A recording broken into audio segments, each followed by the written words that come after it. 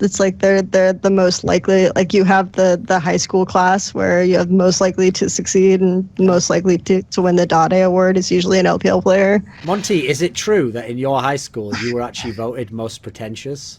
No, of course not. Dude, that's like on that's like on Sportspedia or something. I'm not even joking. I'll see if I can find it. Yes, I'm sure all American high schools nominate and vote for people who are most pretentious. No. If you asked me, should I have won for most pretentious, I would say yes. But no, in fact, there was never any vote. Obviously, high schools don't fucking vote for that shit. Dude, it's on Esportspedia. I know. So, I never said anything about it because I think it's funny. It says voted most pretentious at Poudre High in Fort Collins 2005. No, here's the thing. What would be good is if you actually did that and you were like, yeah, and I did go on to succeed. So they believed in me. I made good on that promise. Look, I wish that had happened, but it didn't happen, sadly.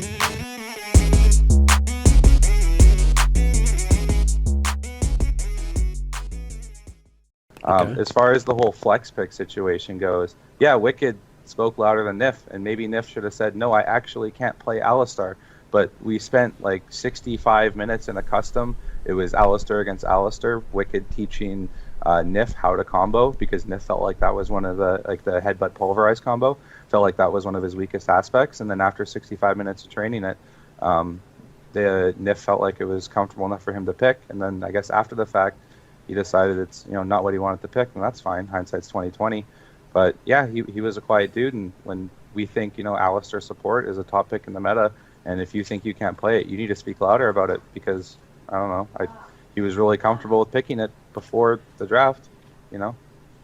Come on, man. Surely if you're the coach, you're involved in that as well in some way. Like, listen, if Wicked goes, yeah, I can play fucking what would even be like, I can play Soraka jungle, like you wouldn't just let him pick it for no reason, would you? Surely you have a say in, like, so basically in these cases, Nif convinced you that jungle, it was okay.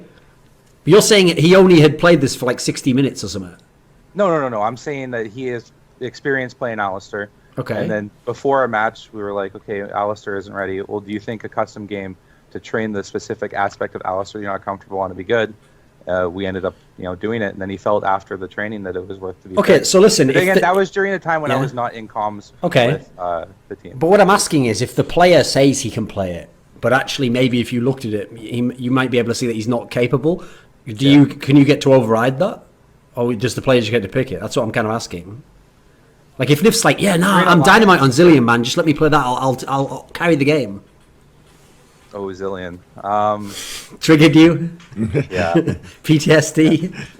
Oh, no. I don't know. That's a tough one. Like, I can't exactly remember how it goes, but I remembered that was like my second coaching job, and I know what my strong points are, and my strong points weren't always in, determining whether a player was mechanically or strategically competent on playing a specific champion. That explains Wicked. You just explained Wicked right there. No, well done. Okay. I want to set this straight. I did not approve of the Kale pick. I don't understand. This is like a court proceeding like that. I let the record bear witness. Yeah. I did not agree with the Kale picks. Maybe three. Like, okay, I love Wicked. Like, you're my buddy. But those Kale picks came out of left field for me. After the first time, we had like a discussion that we weren't going to pick Kale again. And then he locked it in the Kaboom game when Rumble was open. He had like 50 scrim games on Rumble. He was beating Samsung teams with his Rumble, and we pulled out this Kale pick. I don't know. Okay, I've said enough about that. Good old Kale, eh? Good old Wicked with his picks, Monty, just picking out those things that they've never played before. Yeah, I mean... At World Championship, in the match to decide if you go through, or get to the tiebreaker or not. Yeah, I mean, it's true. I can commiserate with you, Leviathan. After the Korean boot camp, we hadn't practiced Lucian or Zillion at all, and then I start watching some playoff games, and there were Lucian and Zillion champions that we hadn't practiced, and that I had expressly told them not to pick. I mean, I'm not in there on comms, right? I mean, I can talk about them before the game, talk about pools. If this draft happens, we can go in this area, and then you're just kind of have to sit there and watch. And be sad. Yeah, but now that coaches are in comms, Yes, obviously that situation doesn't really occur anymore, but still, thankfully, it's sad that this was a reality that I mean, people had to live through. As a connoisseur of food and cooking, Monty, as you know I am, I can actually tell you that if you don't know what you're doing and you just start willy-nilly throwing in ingredients like kale, you're going to end up with something that's going to have a pretty shitty aftertaste. Like, I'm just telling you, don't do it, kids. Like, you got to be... Oh, don't try this at home, the kale picks. Go okay? by the book. Exactly. So, just rewind a second to the Alliance period again. Are you being too harsh on yourself here? I don't know. I mean, it's not like I went back to the... one of the actually reasons why the players... I mean, that's personally how I felt. I was speaking to, I think it was Froggen or Wicked, one of the two, just in the evening after LCS when I was with Gambit. And one of the issues that they had with me is that I was too reckless with my social media. I thought that was going to be a sick pun leading into some like joke about.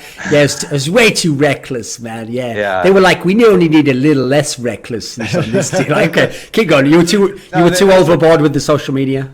Yeah, there was a couple times they're like, "Hey, can you delete that tweet?" And, they think maybe I was. I can't believe the players bringing the coach up like, "Sir, your dank memes are just they're too much. Please, could you peel it back a little bit? Like a bit of professionalism here. Like, what the fuck? What kind of hierarchy is this? Like, okay." Well, no, it was like it was also the manager. It was the manager that said it to me as well. But I think the words from the manager came from the players.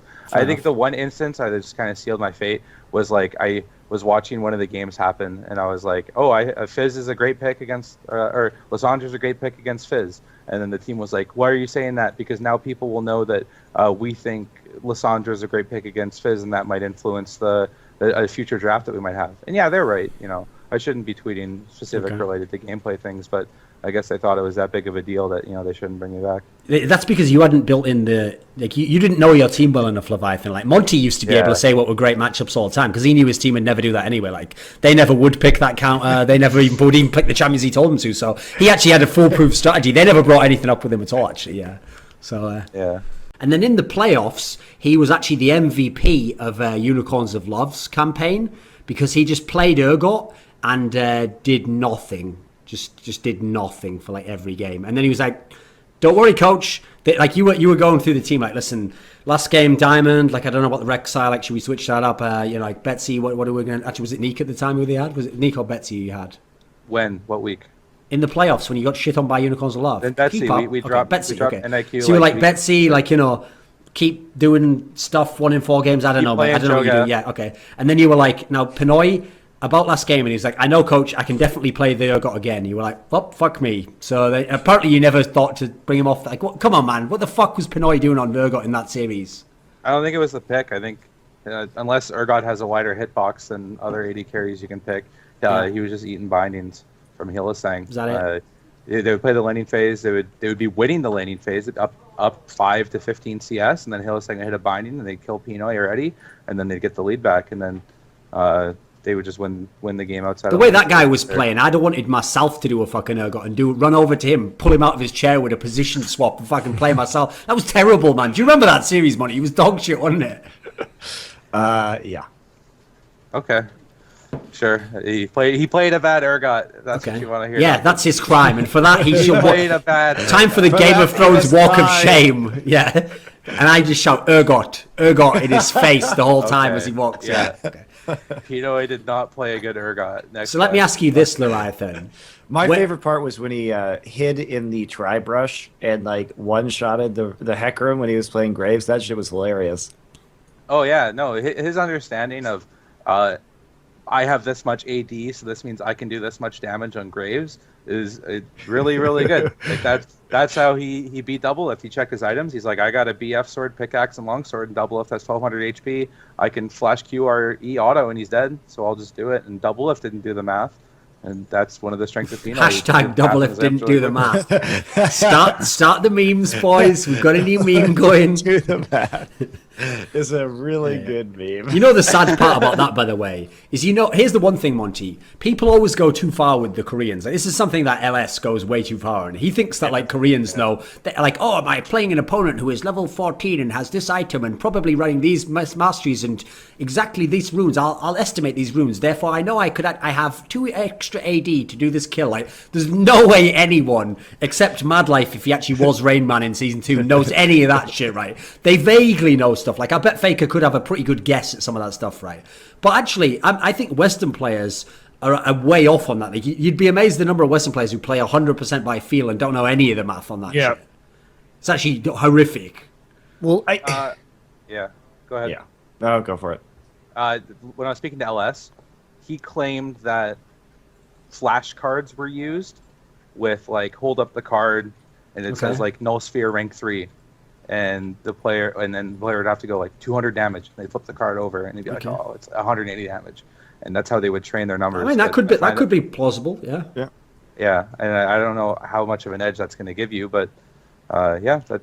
Sure. Maybe you should have tried that in your career. Like, you should have been like, that's what I'm doing wrong. Wicked. You know, second item on second item Alistair. He's like, Locket of the Solaris. Like, they're like, nope. I was like, fuck, I was close, wasn't I, coach? Yeah, almost. If I had the flashcards, we would have beaten Kaboom. Okay. And then double lift would be like, Monty could do it for double lift. He could be like, okay, you are facing against a lane with Caitlyn in it, and he's like, it's Maple Street, so I shit on him and I go straight in. Like, I didn't say what champion it is. Like, I just said the champion. I didn't say who you were playing. Like, well, no, but it would be though, wouldn't it? Like okay.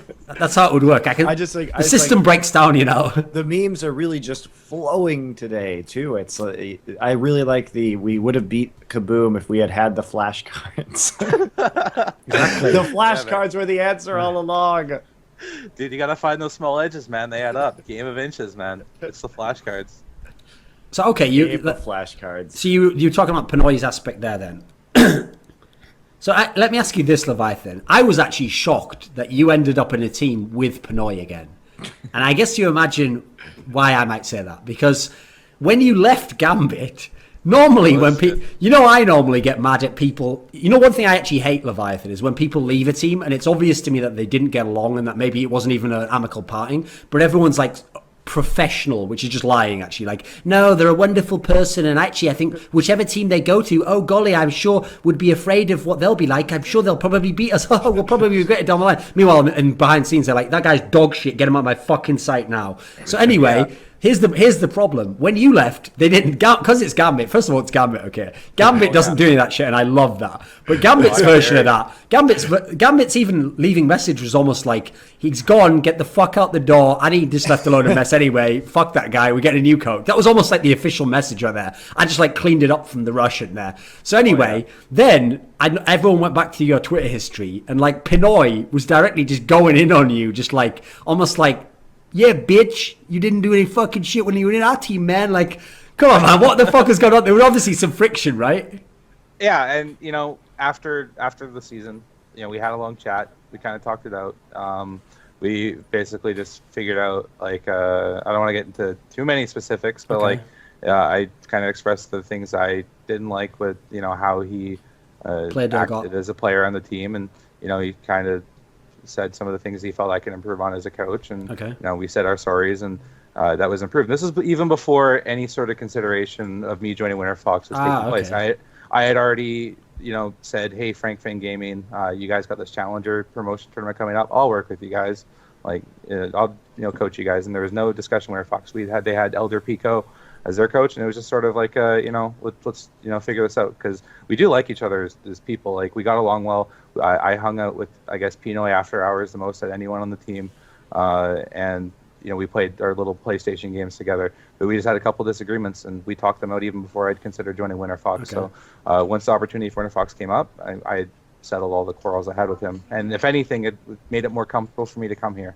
I like the way you just dropped that name in of the previous coach, as though any of us know who the fuck that is. Like, I thought you just said, like, they had an elderly peacock as their coach. I was like, well, no, why not? It is the West. That could be a challenger coach. I don't know.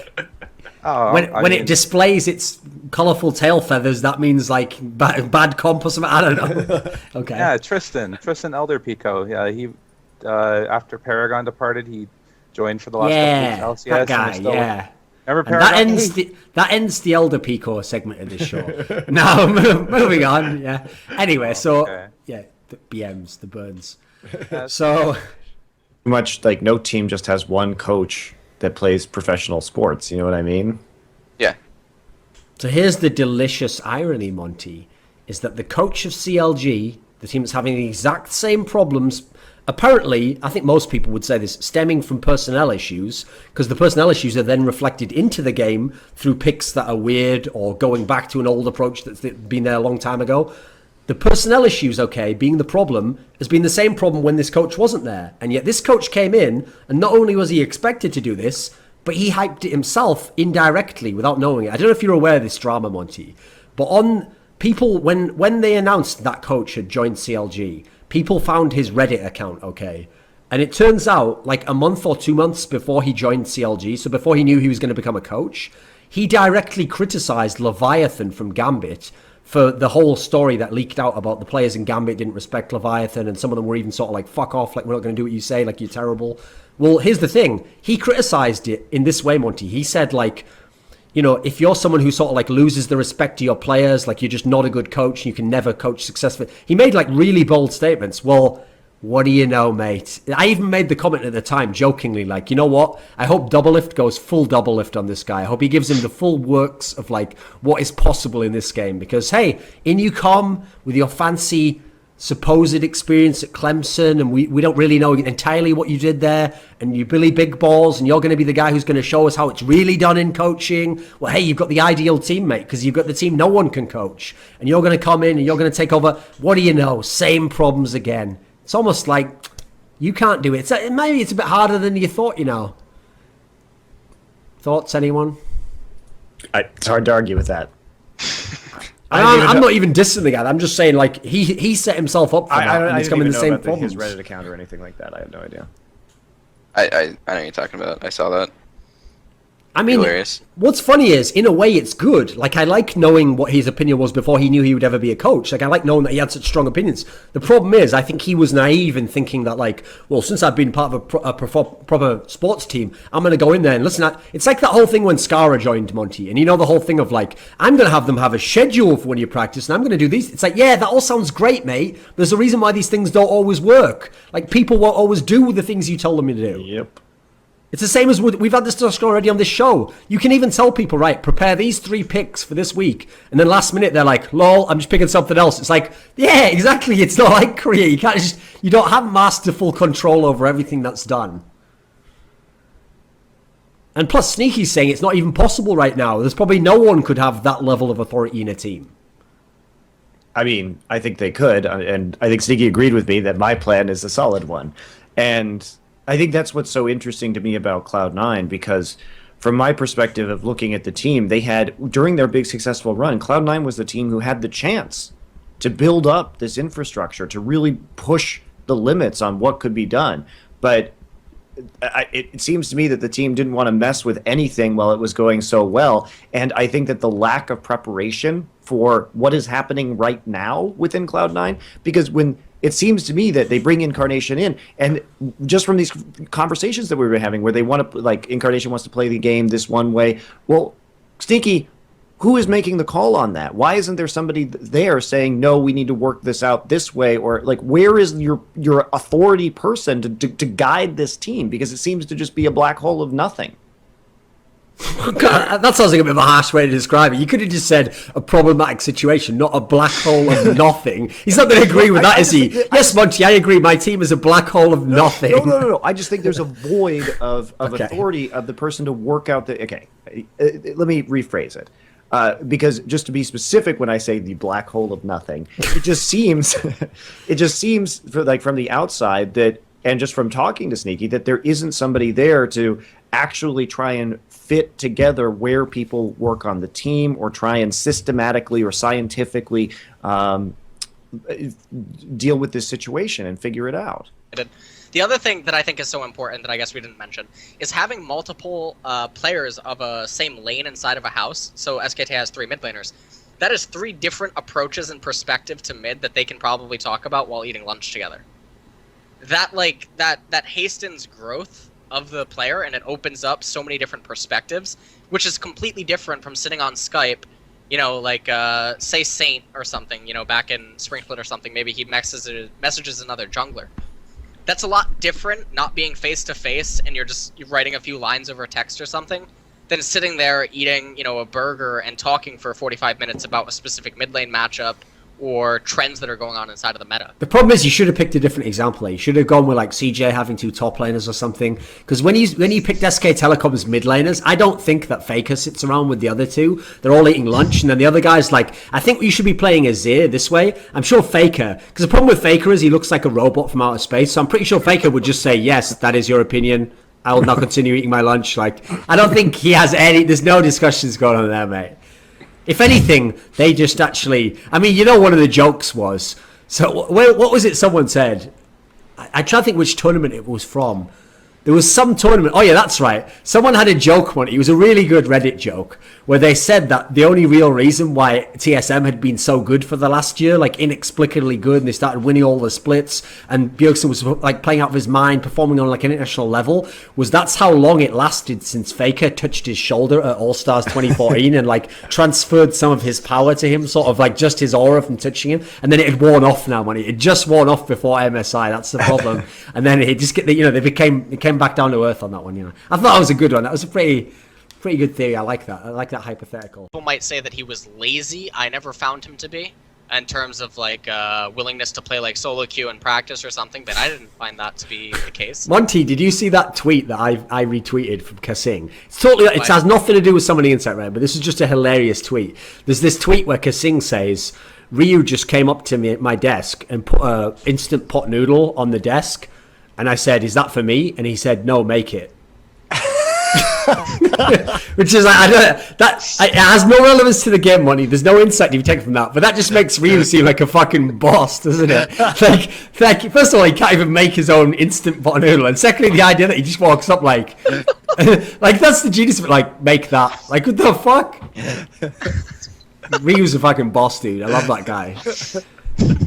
He legitimately does look like I can't believe he's a pro player. He looks like he's just like curled up on a beanbag before they play. Then it's like, Ryu, time to play the game now. It's like, okay. And he just locks in like Jace or something and starts playing, wrecking people. The guy's a boss. It's great. Holy shit. But I think in their team, because he doesn't speak that much English, I think it's sort of like, I mean, this will be a ridiculous analogy, but I think the way they treat him is almost like that guy who was the gimp in Pulp Fiction. They're just like, bring out the Ryu, and then they just lead him in, and then now listen, what happened to the gimp in that movie does not happen to him, but he just plays the game, okay? That's how the analogy ends, okay? The gimp part, it's only basically the bring in part, yeah. Really weird engages, and Joinby does that surprisingly well. I used to watch Frost, and I would watch Swift be just incredible mechanically, and he would get all these kills in the early game, and then he would single-handedly throw games for Frost by dying at random times, and he still does that shit.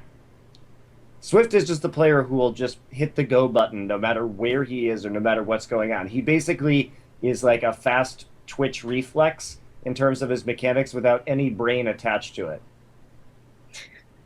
Sometimes those players become LCS champions.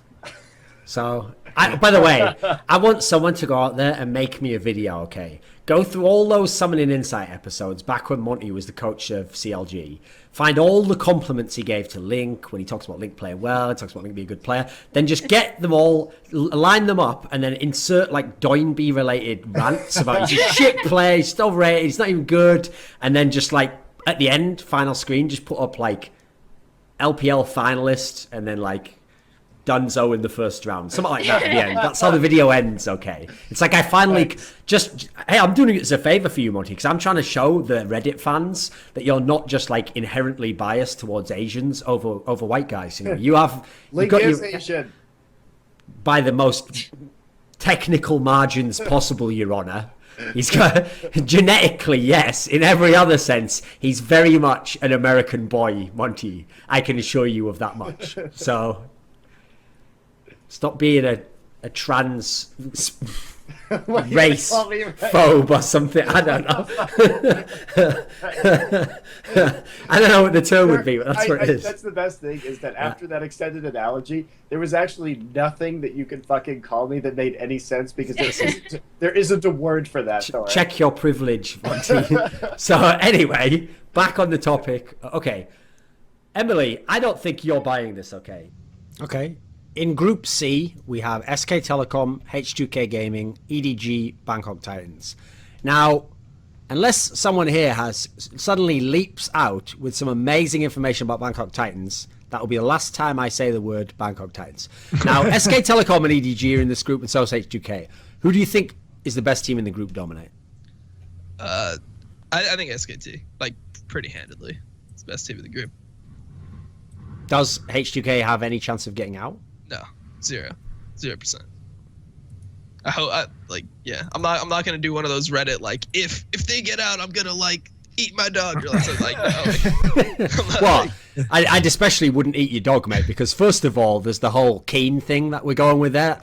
Could be racist. Don't eat Piglet. Yeah. And also, there's the factor that in general, don't talk about anything happened to Koreans and eating dogs, because that's another one, you know. I'm just helping you out here. I'm going to be I'm going to be like your PR manager from now on, Dominate. Together, we're going to make sure nothing ever happens to you again. Okay, see, Thorin's basically stepped on every mine in the PR. Exactly, yeah. In the PR minefield already, so he knows the safe route. He's got that secret map between all of the mines that gets you through the DMZ before you get crucified online. So that's what I'm here for. Monty on his own says things that are considered controversial. You saw what happened to Jat. Jat just said 2 numbers and then something about a worrying trend, and he had to like issue a formal apology, do community service, rehabilitate himself, go work in a small fishing village, think about his life, grow spiritually as a man, help a young disabled basketball team become regional champions, and eventually they let him back into casting. So Monty doesn't want to step on any of this. So that's why I'm here as one of those child soldiers who clears mines by just walking over them. And Monty just comes behind me, carried on a golden throne with his warlord band of children. I just thought it was so funny that like so Jack got like crucified for saying that it was a worrying trend, and then you made like a video where you said that balls was fucking shit, I think like 17 times at least in the course of like 2 minutes. And it was so well received. People were like, they were loving it. Yeah, they were loving it. Yeah. They're like, I love the part where he called him actual shit. He said that it wasn't even a metaphor or hyperbole. He is shit. I was like, yeah, it's great, isn't it? So, yeah, just shows the difference. I've got to get to that level of respect in the community where whatever I say is just perceived as hilarious, even if it's like the most brutal like critiques ever. Well, that's the problem. Most people, when something goes wrong, they kind of like they pull back, like they're worried, like, oh, maybe I'm going about this the wrong way. But there's actually a really famous quote, I can't remember who said it though, that says like the only way out is through. And so my approach is like, well, I'm already halfway there. I'm like right in the middle of the minefield. No point going back. I've already cleared half the mines. Just go through, and then I get to presumably whatever's on the other side of the minefield. So that's when you succeed. Have you figured out what's on the other side of the minefield yet, or is that just? I'm hoping untold wealth, pizza, mad honeys. Maybe nice. I get on the Riot analyst desk. Who knows? I went too far with that one. That was a flight of fantasy at that point. I mean, I could probably get the money and the babes and the pizza, but that one's pushing it a bit too far there, maybe. So, what do you think, Dominate, jungler to jungler? I'm a jungler, by the way. So, really? What do you think of H2K's Lulex? What do you think of him? I actually think his like first 10 minutes is pretty solid. Like I think he knows like where to be on the map and stuff, but he just kind of like will die randomly too much. Like, he just says too many random deaths. I like his mindset though. Like I don't think he's like terrible. I don't watch like EULCS and be like, oh, bench Lulex, like bring in Beton Joke or whatever that guy's name is. Like, I don't think anyone says that, to be fair. I don't think even Beton Joke's mom says bring in Beton Joke. She's like, son, just stay here with me. It's better. Look what's happening in Lulex. They're tearing this motherfucker apart. Stay in Sweden with me and safe. Yeah, I mean, I like his mindset. I just think that, I think with experience he'll get better. Dominate, I'm already telling you, if he randomly dies at Worlds, I'm gonna put hashtag bench Lulex, bring in Bettinger. That's the meme already. I want to get it trending as well. You gotta pronounce it, or you gotta type it like I pronounced it, or else it's better. Whatever it is, actually, it's probably like Betten Jockey or something because he's Swedish. But I think yours is better. I'm going with yours. I don't really know. So much like with Reckless, I actually just call him Reckles because I don't give a fuck. I'm just going to start calling that guy Betten Jockey or whatever. Like, I think it's better. So, okay. So in Group D, the group of death, Okay, First hang things on, hang on, first. hold on. Before this, I've been watching some videos about the whole like analysts and people giving opinions. I can't stand even watching like one of them. As soon as I start hearing, I'm like, I can't stand this. Like I can't. Okay. What's with this group of death? The group of death, group of life. Why group of death? Who gives a shit? Like no one's dying. It's only one. It's only like 2 people die in every group.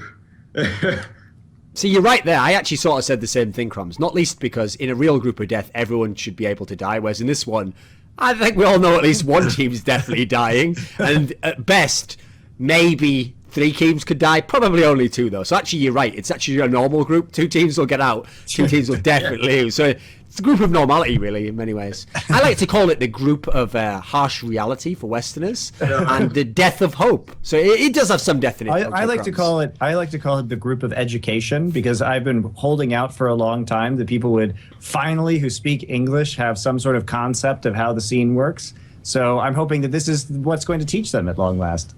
See, I like to imagine that when Monty's significant other came in the apartment, and she was like, "Wow, is that a banana in your pocket? Are you just happy to see me?" He's like, "No, you got to see this group, Joe. Group D, it's unreal.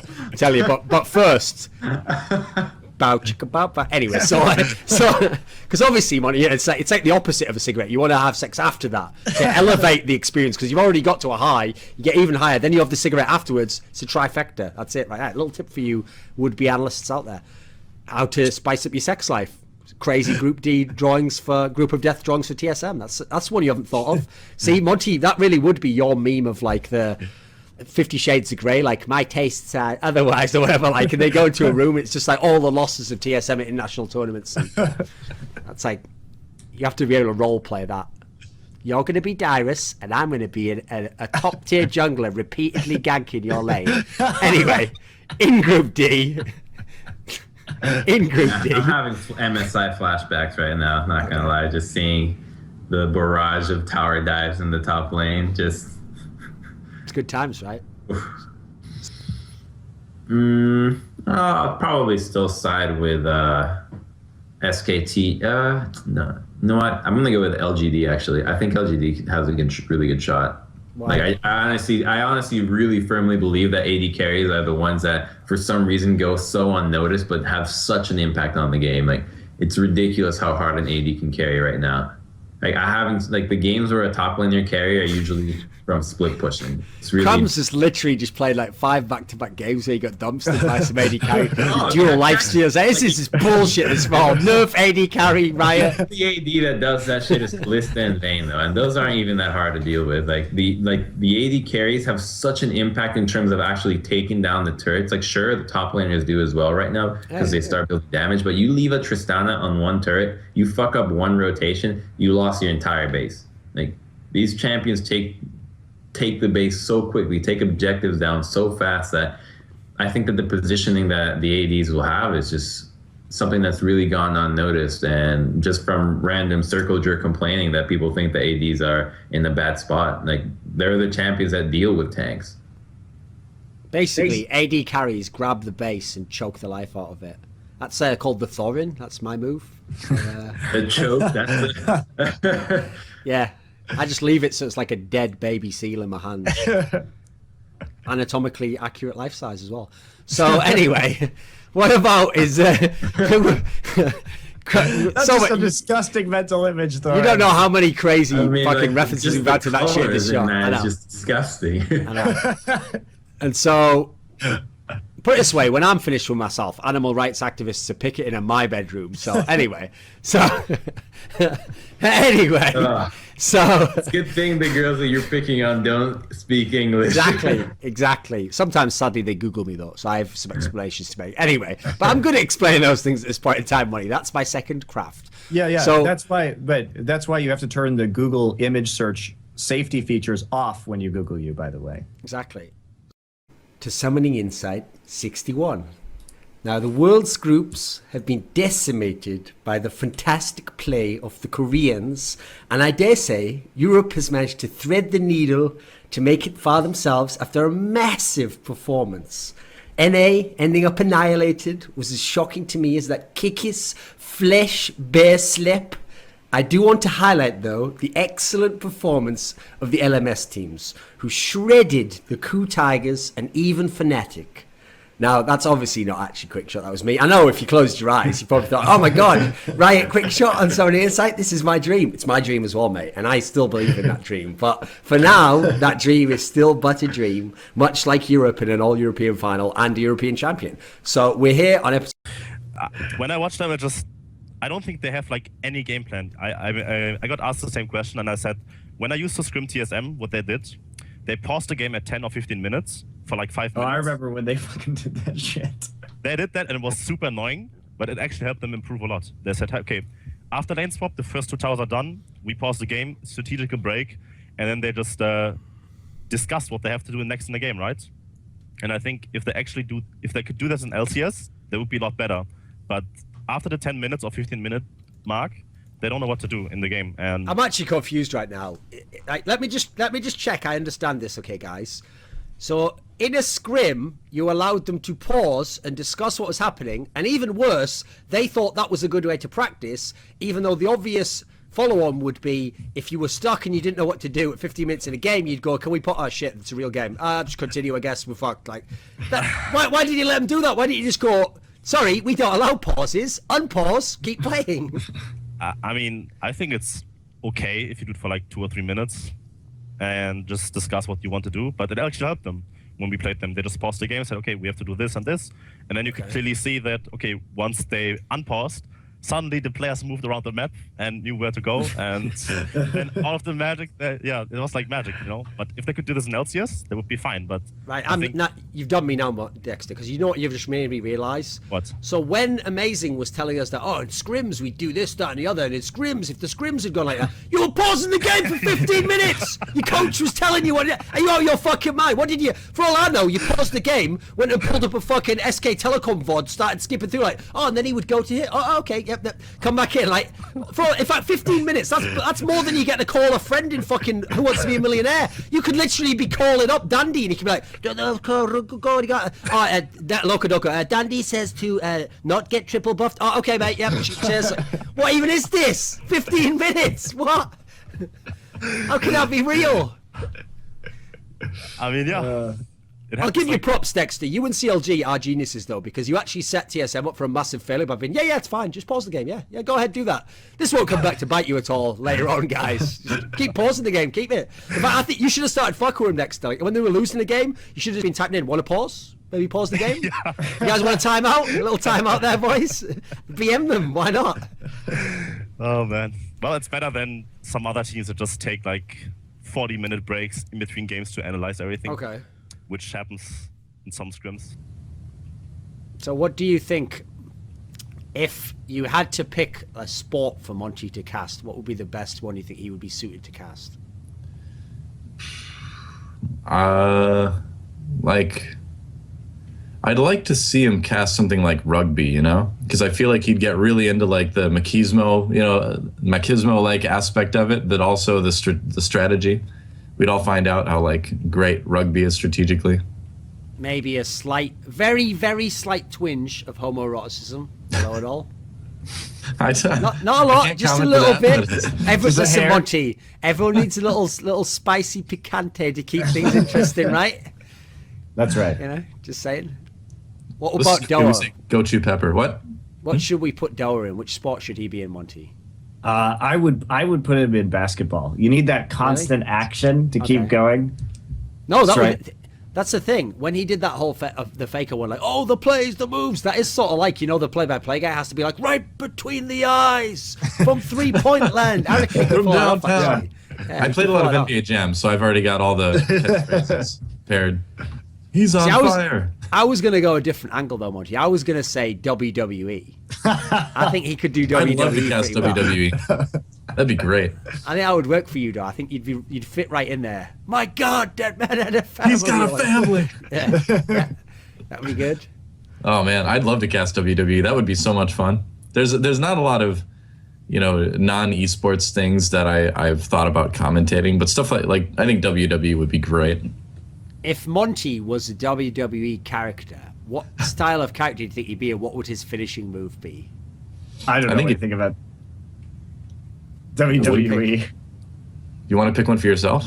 No, No, he doesn't know anything about it. He doesn't know anything about it. I don't really either, but I've watched funny clips on Reddit. I don't mean the actual wrestler. He would be like, what style of, how would we put his character into a wrestling character, do you think? Businessman type. Probably. Businessman?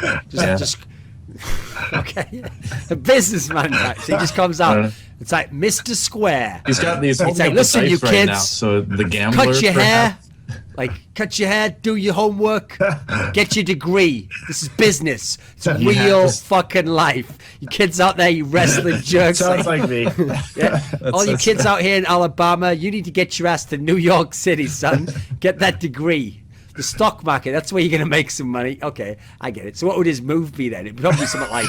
His move would be to like hold up a phone and make a call, and then some other bigger wrestlers would come in and like beat someone up. That's good. I like that. He just brings in the high-end muscle. That's his wrestling finishing move.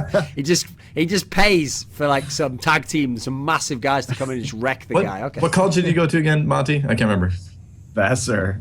He's like, I went to Vassar.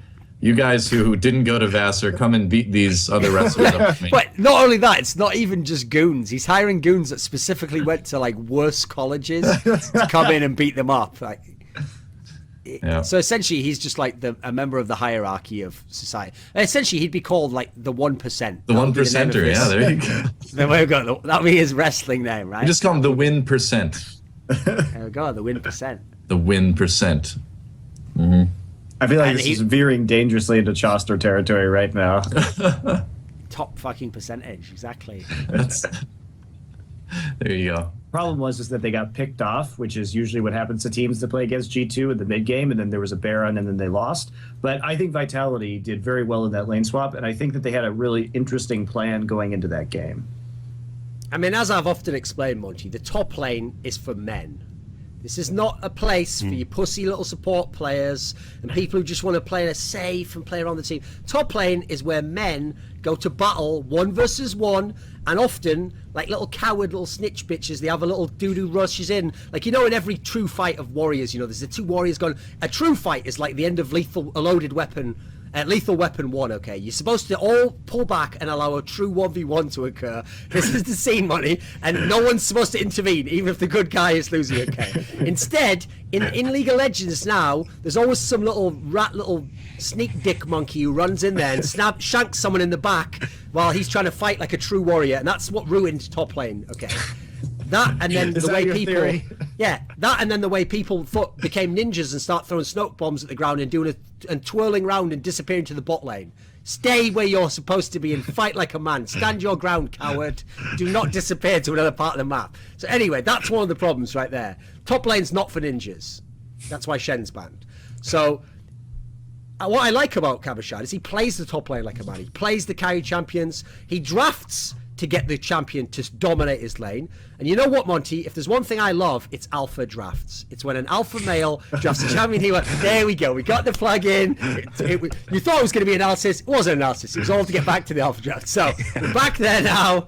So here's the question, Monty. It's all right, Thorin. We're used to not hearing analysis from you. No one was fooled. Well, I mean, I obviously could have just compared stats of Kabashad in spring 2015 and Kabashad in spring 2016 on totally different champions with totally different teammates and totally different meta, and then you would all hail me as the new Jat, but instead I just tried to stick to stuff that happened now, so woe is me. I've ruined my own chances of being an analysis. So, okay.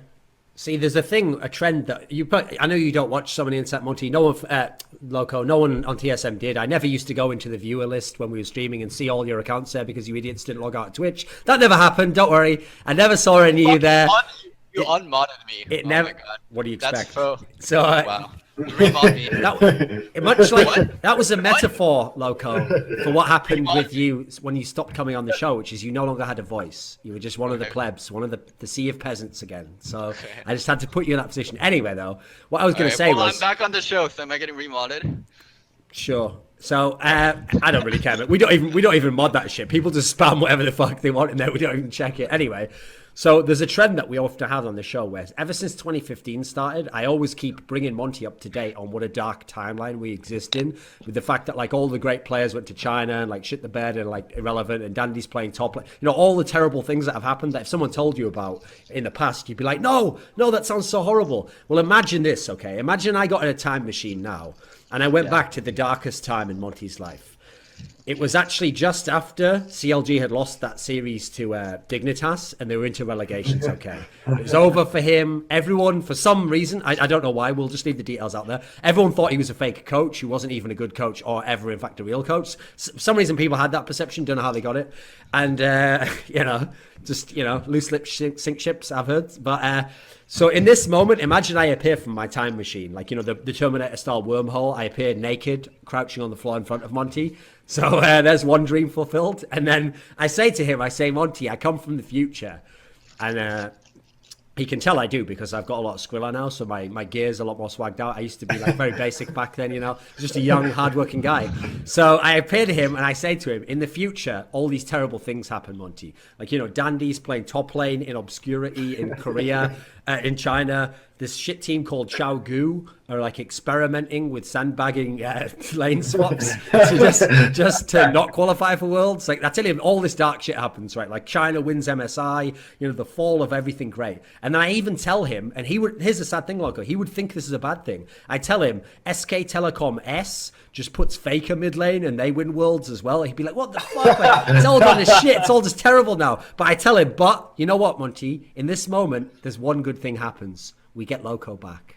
That's all that matters. We get Loco back. So it all worked out in the end, right? It all worked out. He was the chosen one. Yeah. All the suffering was worth it just for this one beautiful golden moment that we're sharing together. Well, in the topic of time travel and like me being back, like I don't regret like going to TSM, and I learned a lot while I'm TSM, and I hope I am a more mature. I'm a better person, honestly. Like TSM helped me incredibly. We'll be the judge of that. You calm down there. You don't get to be the judge of if I matured or if I had a good experience on TSM or if I actually did. I do. I'm gonna judge the shit out of you. Watch me. I'm doing it right now. You can't stop me. Okay, whatever. Well, in many ways, that's a metaphor for TSM's relationship with our show, mate. I know I'm a more mature person. Okay. I'm a better person for being on TSM. I don't regret it at all. Okay. I do feel sad. What happened between us two or us three, whatever, and we're friends now, so I'm fine with it. See, that's the thing, Loco. I wasn't even going to bring that up, mate. I just gave my own time travel story, and I was going to move on. Then you were suddenly out of nowhere, like a reflex. You were like, listen, on the topic of time travel, I don't regret going to TSM, and I like all of them, and I'm very good friends with Reginald, and nothing else needs to be said about it. None of you can. Only God can judge me. Hashtag only God can judge Loco. Once this I didn't even say that. You're just putting words in my mouth. Okay. That's another theme of the show, mate. Have you been keeping up? That's what I do. Okay, that's what I do. What he does is you start opening your mouth, and then he tries to shove all the words in there, and you have to violently spit them back in his face. Otherwise, he gets the last say. That's how it works here. Yeah, I'm on with the program. Don't worry. Oh, okay. He's on with the I've been here before. Okay, interesting. So I've got a real question for you that's interesting though. Last time you came on the show, which if you remember, I don't know if you remember the timeline actually, Loco. What happened was, I think it was on like episode 7, you first came on the show, everything was going great. I just got to Korea. And then from what I remember, or maybe it was just before, then only 3 episodes later, suddenly you're on the show again because you invited yourself onto the show. And we just thought, well, that's nice. It's not often that guests ask to be on the show. Okay, we'll oblige him. He obviously has something very important to say. Then you sort of used the show as a very thinly veiled shilling advert for yourself as a coach for either Alliance or TSM, who you quite explicitly... I mean, you weren't even very good with it, Loki. You were just saying, like, now, if I was to be the coach of, say, a team like Alliance, like, even though the whole time behind the scenes you were just doing all that anyway. So obviously, in the end, you had a choice, much like Morpheus, myself, the Morpheus Alpha Draft, gave everyone that red pill and blue pill choice, You could have just taken the blue pill, become a nice coach of Alliance, been a wonderful guy who could have kept coming on the show. It would have been a lovely time, Instead, you chose the red pill. You went to the real world, which is very dark and it's sort of subterranean and you just eat gruel there and they have no superpowers there. So you chose the TSM path. I just want to know, Have you ever thought, just as a hypothetical, have you ever thought what would happen if you'd be the coach at Alliance instead? I guess I don't like thinking back. The choice wasn't, I guess that attractive as I thought it was. Okay. So it's not something I think about a lot. Like I think about like regrets in my career about like if I did this differently, this really good thing would have happened to me. But I felt like going to TSM was a better choice for me. So it's not something like if you felt like you made the right choice, you don't go back and think about what if I made the wrong choice, Yeah. So I'm happy. Well, I don't really think about that. I wouldn't say there was a wrong choice in that scenario. Open parenthesis for the sake of this argument. I mean, I think they were both two wonderful choices. Led you down different paths. I just wonder what Loco might have been like as the coach of Alliance, because obviously they've struggled to find strong coaching, but they had very good players at the time. I mean, career-wise, like personal growth-wise, TSM was way better for me. Exactly. Adversity helps you grow as a person. That's a famous philosophy in life, Loco. Okay, that's why I'm on the show. There we go. He did it. He finally did it, Monty. He actually deflected one. Well done. So it's like seeing your son take his first steps. Get the camera, Monty. He did it. There we go. There we go. We got the moment. This is actually the hyperbolic time chamber for your own content. See, because you have to develop the banter skills to keep people interested. I don't think I was ever bad at actually talking or bantering. Okay. Do you think that was? A joke just like Monty's coaching, lol. That's not very witty for Twitter. I'm sorry. So yes, I don't think you were that good. I thought the best we had, like. And then they go with Dyrus towards the end there, and I mean, for what it's worth, I had him on my fantasy team for the last a couple splits, and he always got a lot of points. So he interacts with the game at least, which is nice. But I don't know. I think it's an upgrade. But then again, well, actually. As far as top laners go in NA, though, he's one of the better ones, isn't he? Certainly. I don't watch a lot of NALCS, but I'm that's glad the when you said impression that I get. fantasy there that I quickly realised you meant the actual Riot fantasy. I was going to have to fuck you up in the editing suite there. So, okay, that's acceptable. You can do that in the Riot fantasy one where you can win no money. I won the Spring League, though, and that pride felt so good. I realised even just saying you can win money there just triggered the shit out of Monty. How did you like that, Monty, when they just let that footage just go out, apparently, even though that was obviously a warm-up session, You know what's funny is that people were speculating that it was because they were talking about winning money that they redid the shot. That wasn't it at all. The production just messed up. That was it. It's totally fine to say you could win money. Well, not least since every single episode of Thorin Thoughts, I'm like, I'm getting that mad Skrilla. Like, what do you think that's all about? It's not. We're not really hiding the fact. What happened with that entire clip that was hilarious? So we're doing that pre-show for Alpha Draft, and they just messed up the production. So I flipped them off because I didn't want to do it again, and they made me redo it. And then they uploaded the wrong take to YouTube, and then there's like a gif of me flipping people off now. So there you go. There's the story. Hey. It wasn't very exciting, it could have been worse, Monty. I mean, put it this way. All I'm going to tell you is, if there's ever a hot mic when I do broadcasts, I go fucking mental at the production people. You can imagine the sort of shit I say 1 second up I to don't the have to broadcast imagine. going live. I know the reality It's of it. Hey, listen, here's what people don't realize. It gets people loosened up, maybe throws people for a curve, But it's not for people, I'll repeat, it is not for the people who are listening to the actual broadcast to hear what I'm saying there. That's true for any caster in any game, though. If people heard what was said, right before and after the mics are live. Yeah. Yeah. Especially if it's like a broadcast. Obviously, in this case, it wasn't. But if it's a broadcast that's going long, like you're doing 3 or 4 games, you can't talk like you're a Sunday school teacher for 5 games in a row. You're going to say some things in between the games. It's reasonable, right? Has there ever been a scenario on OGN where some mad thing got through, where you thought the mic was dead and some crazy shit got through? No, not really. No, not too much. No, usually they're pretty good at funny OGN stuff, but yeah, at OGN usually it happened. I remember it happening more at other places, but OGN's usually pretty on top of that stuff.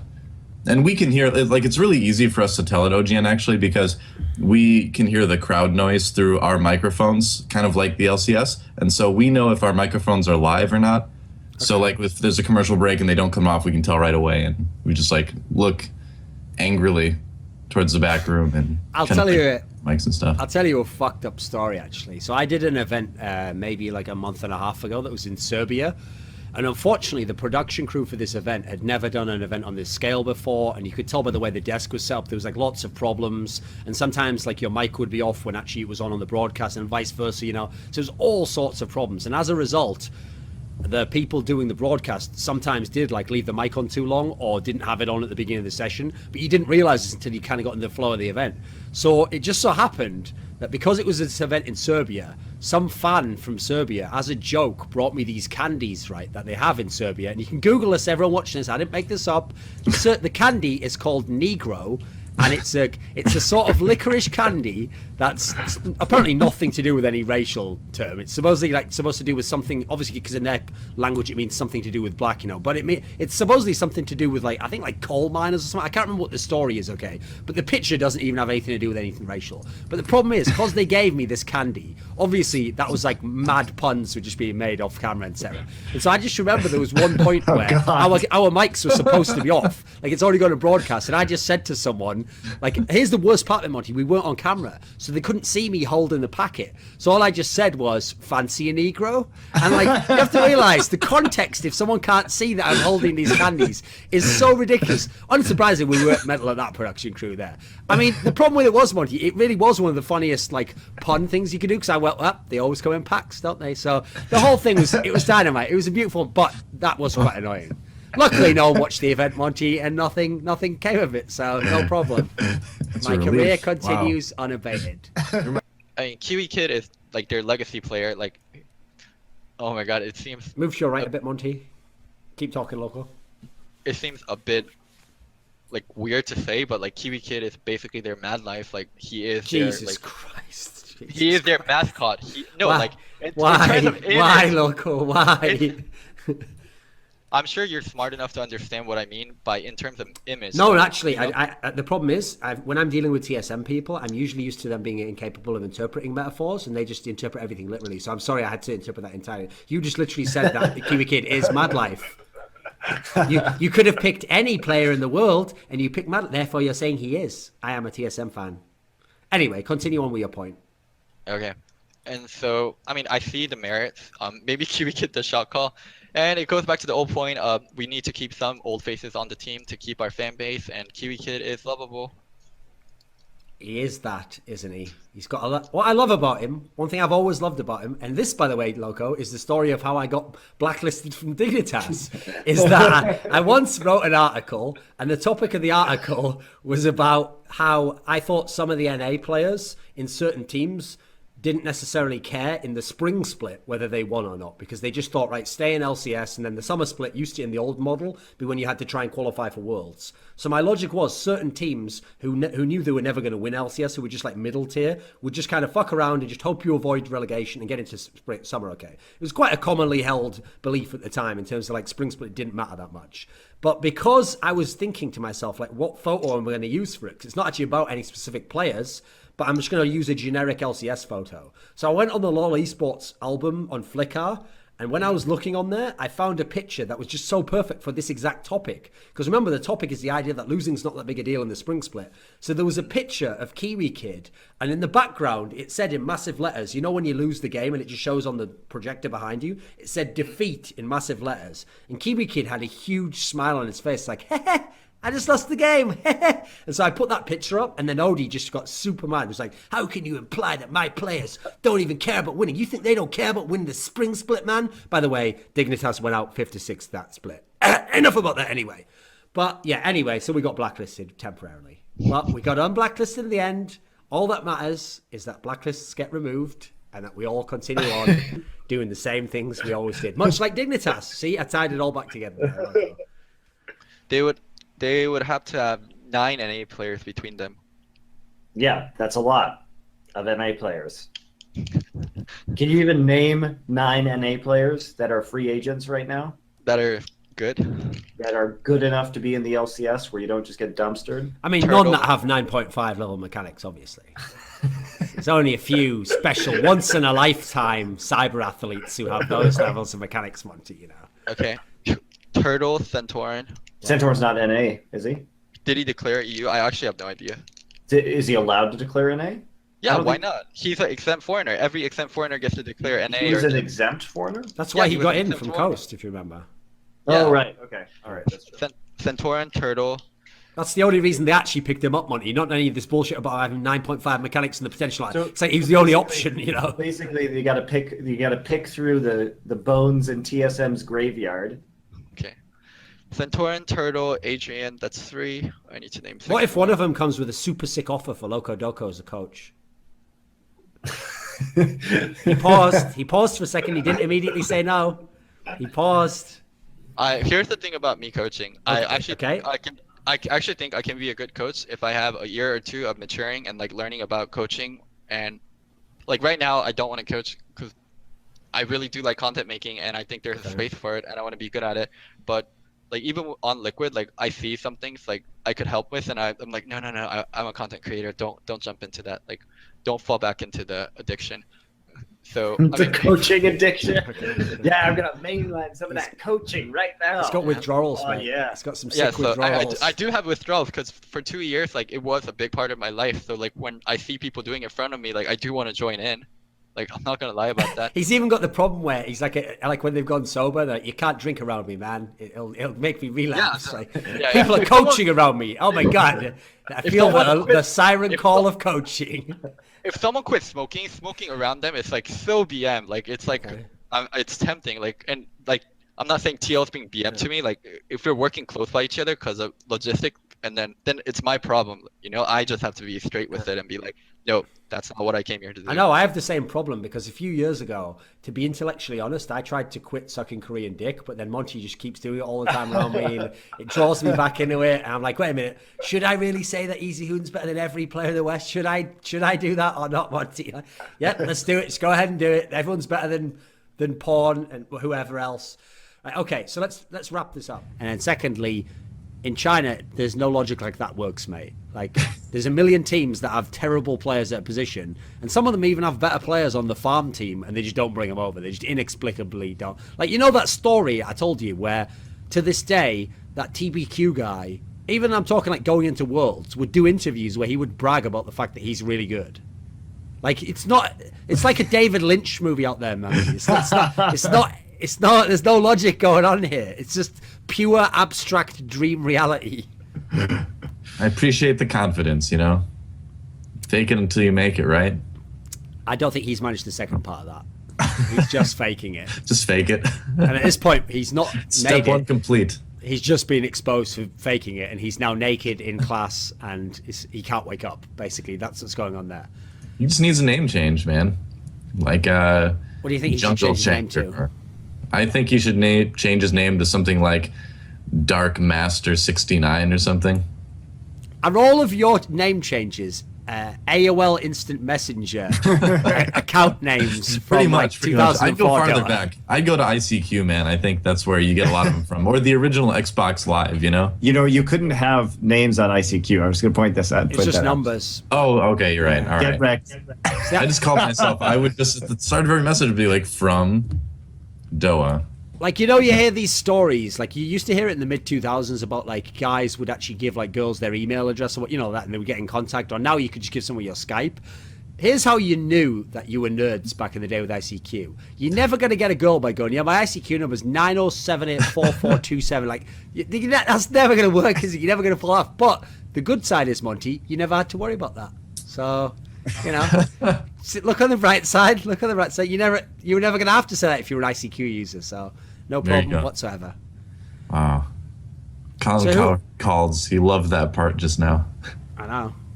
Listen, mate, here's the problem with the whole Colin Cowherd. You know, I'm real Doa. Here's the problem. So Colin Cowherd, a guy who knows nothing about esports, went off about how esports is full of nerds and idiots, right? So then a girl who knows nothing about esports went, no, esports is that e-gamers are actually great people who are intelligent and make good diet decisions. I'm like, at this point, what am I even judging here, guys? It's two people who have no clue what they're talking about. The fact that one backdoored her way into sort of being vaguely right while using all the wrong terminology doesn't really and the whole battle was of no consequence to me at that point in time, you know, like. Well, these are the type of people too that like use the name nerd, and then like later on they're asking you like what you would define a nerd as, and I'm like, what are you talking about? I'm like, if you want to like call yourself a nerd, call yourself a nerd. Yeah. You don't have to make like some sort of specific definition as to what a nerd is. It's like, well, in the dictionary, or like I've spent a lot of time with nerds and they tell me that being a nerd is. It's like they want this sort of information. No. Doesn't really exist. Sorry. I don't understand why nerd's a bad term. Like again, it's not. That's like a term from the 1980s. Like if we've been around any people in esports, they're mad fucking nerdy. Even the ones who aren't like super into normal nerd things are all like weeabo fucks who are like, oh, did you watch new anime XX? Let me have this Pocky. Delicious. This is an excellent treat. Like these people aren't like normal in the sense of normal as in like what you expect from society, you know? This is a subculture. And there's nothing wrong with it too. I mean, the thing I don't really see nerd having a negative connotation in the larger like public for at least a decade now or something like that. So anyone who's like using nerd in a derogatory sense is kind of not quite up with the times, I think, honestly. Yeah, once upon a time that was a really, especially as, this is the worst part about it, Monty. So nowadays you'll get girls who are like, oh, I'm such a nerd, me. I love Star Wars. And you go, what, the expanded universe? No, Star Wars. You go, what, the six of the top 10 most viewed movies of all time. I don't think that qualifies you as a nerd. You don't even know anything. You ask about, oh, what about Jango Fett? Who is Jango Fett? Yeah, shut your fucking mouth. You don't know shit about nerds. As I always ask, have you seen the holiday special? And if the answer is no, I'm like, talk to the hand, poser. I mean, I think Space. I think it's interesting that he's going. I have no idea what Ghost's capabilities are, so it's hard for me to actually judge the move at the current time. How can that even be real? So they removed a guy called Space and replaced him with Ghost. Is reality like worse than fiction? Is it just like not even really good writers behind this shit? What's going on here? Also, at this point, the only way it would be better, Monty, is if now Space went and joined Team Coast. There's the only way you can make the scenario even more ridiculous, right? Well, that would be actually perfect. I hope Wraith replaces Mad Life on CJ now, so we've got the Ghost Wraith bot lane. There's so many jokes you can make about that. If they're bad, it's like they don't exist. I just wish the Mad Life had left and Ghost was a support player. Like that would have been the most perfect. But yes, I do agree that Space going to Coast would be fucking hilarious. It would be ridiculous. The best part is, these Koreans don't even know about Space Ghost at all. No, they have no idea. It's completely wasted on them. The genius of that ridiculous meta storyline behind all of that. It reminds me of when I was trying to, because you do find yourself in positions where you're trying to like explain this stuff to the Korean players, like the stuff that they see like on Reddit or something. They're like Coco is like, what's this like, I'm in love with the Coco song everyone's like telling me about, like that kind of stuff. Or with the whole like crushed hearts and broken dreams thing, when I got like Faker to do it, because I was like, all right, Faker, I want to take a picture of these. Like he's like, okay, and he does his like Faker duck face thing, is like this, which he does for every photo. And I'm like, all right, now put your hand up, do this. And he's like, okay. I'm like, no, put it closer to your eye. And he's like looking really confused. And I'm like, no, just do it. I never really did explain why, but yeah, I got the picture. I think that should be classed as some sort of like a war crime against humanity, that you wasted the time of the greatest player ever to do a meme of a crap guy, Loco Doco, who's like once was a good player a long time ago, and at that point was like a vaguely relevant Western coach. Like Faker, I imagine Faker just being like, what was that all about? And the translator just being like, don't even waste your time telling him. Like, it's not necessary for you to know this. I just booked it out of that booth in a hurry. I was like, thanks, Faker. I got what I wanted. Good luck. But I think that makes Origin better. Here's the question, Monty. So I talked about coaching. I talked about like perceptions on the outside of what coaching's worth and how important it is, and now maybe inside the team different things are going on. My boy came out with it, Monty. One of the reasons I love Soaz, beyond his style of play and his unique flair, I love his personality, which is so badly attuned to be working in social media and working with fans. Because 90% of his social media interaction essentially translates to fuck the fans. You're Yep. all idiots. Now, obviously, a man after my own heart. I agree with the sentiment. I love it. I like where he's going there. I also love the idea that because he is a multiple-time LCS champion, Monty, as he in fact informed you, and has been to all these worlds and made it super far in the semis, he can actually, to some degree, get away with telling the fans to go fuck themselves and still be successful. So, here's what he said on Twitter, Monty. He actually said, think about the context of this, because it's the context afterwards that'll make it beautiful, okay? So initially, I can't remember who they were talking about, which team. It might have been Fnatic, I'm not sure. Whichever team they were talking about coaching aspects. And Soaz essentially said something. In fact, I'll see if I can find the tweet. He essentially said something along the lines of, like, coaches in the West are way worse than in the East, and coaches don't really matter, and they are he put something like, most coaches equal useless. What do you think of that? I'll look for the exact tweet while I'm talking now, but what do you think of that? It's pretty good, right? Most coaches equal. Here's what's great, Monty. He's allowed to say that because he just went to the semis of Worlds. How are you going to talk shit on him? What, you going to be some TSM fan? No, Loco Doco's an incredible coach. He went to the semi of Worlds. He's saying these guys don't do shit. I think it's hilarious, personally. I like it. What do you think of that as an actual statement, though? I think it's I think that perhaps his situation in terms of coaches, maybe that is true, but I don't think it's so easy just to dismiss coaches like that, obviously. I think they're incredibly important to how a team functions. And but at the same time, I understand his perspective because he did have a very successful run at the World Championship. I mean, he did have RNA and Hermit there to help out, but they also were a team of very veteran players. So they had been successful for years, and the one rookie, Niels, had like again. If you're going to be a rookie AD carry, you want Yellow Star or Mithy as your support player, because then you're not going to have any of these problems. They're just going to tell you what to do, basically. So here's the thing. I found the comment. So it was actually in response to me and Dexter talking about. Okay, so here's the quick version. When the R8 came out, and lots of League of Legends people were like, haha, something is broken in another game. League of Legends doesn't look so bad. I struck back with a shot about the fact that, like, well, at least our World Championship wasn't, like, wrecked by fucking imbalance and broken shit. Because obviously Mordekaiser and Gangplank, it's not that they were optional bans. They were banned in, like, every game except 2 or something retarded. And most of the time, it had to be the same team banning them. So one team lost 2 bans immediately. So that obviously is going to have a big impact on your championship. So anyway, the aside point is Dexter was arguing, well, you know, in other tournaments there was, like in Season 4, Alistair and Zillion were banned a lot. So as we were going backwards and forwards, Dexter made this point. He said, keep in mind that the game evolved too. And with coaches, the pick ban for all teams across the board got better. So in jumps Soaz, who at this point hasn't been any part of the conversation, a wild Soaz appears and uses arrogance, and it's very effective. He says, yeah, coaches made pick ban better, guys. ! XD. And then Dexter says, fuck the coach, Paul Boyer 2015. Haven't heard that one before. Going to Reddit. So then Soaz responds, I respect the fact that they try. That's just the way he phrased that alone is so beautiful. I respect the fact that they try, and it's going to be better in the future. So listen, nice effort. Keep trying. Maybe it'll work one day. But now coaches equal useless. Brilliant. Yeah. I mean, and then it gets better, Monty. There's a follow-up. This is the part where you're really going to love it, because this is something only Soaz would do. Because the thing is, he can pull off the BM. If Forgiven does it, it does look obnoxious. Because Soaz is French, he can pull off this sheer arrogance. With us, you almost like it. It enamors you to him.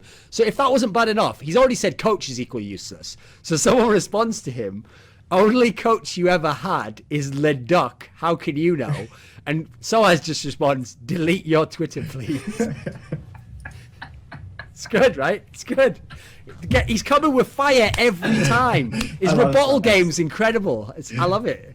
But you know what's great about that, though, by the way, Monty, is, listen, I don't know Leduc personally. I don't know Hermit personally. But I'm sorry, but the implication from this is Soaz is including them as well. He didn't think they were of, like, a massive amount of use to fixing everything in the game, coaching them. I imagine Soaz and some of the Origin players think we did a lot of that shit. They may have, but that's the thing too, is that. Do you remember when LS came on the show. No, not the second time, Monty. I don't want to trigger you. The first, well, I think the second, it might have been the second time. I think it was the third one where he came on and just said a load of stuff. We just said a lot of stuff. Okay. But there was a time when he came on and he gave that like 15-minute analogy about TSM using Dragon Ball Z. And the whole time you were just sat there like bemused the whole time. You looked like a dog watching a card trick. I could see in your eyes you didn't know any of the things he was talking about. And the best part is, I think at the end he tried to imply like, you know what I mean? Like, no, nobody knows what you mean, motherfucker. I mean, I'm sure. Listen, I have no doubt, Monty. If you did know Dragon Ball Z, it's probably a wicked analogy. If there's one thing actually that LS is good at, he's actually good at coming up with abstract analogies to like shows or things that don't have anything to do with games. In fact, here's a great story for you, Monty. So he actually said in a video, and he said this to me in real life.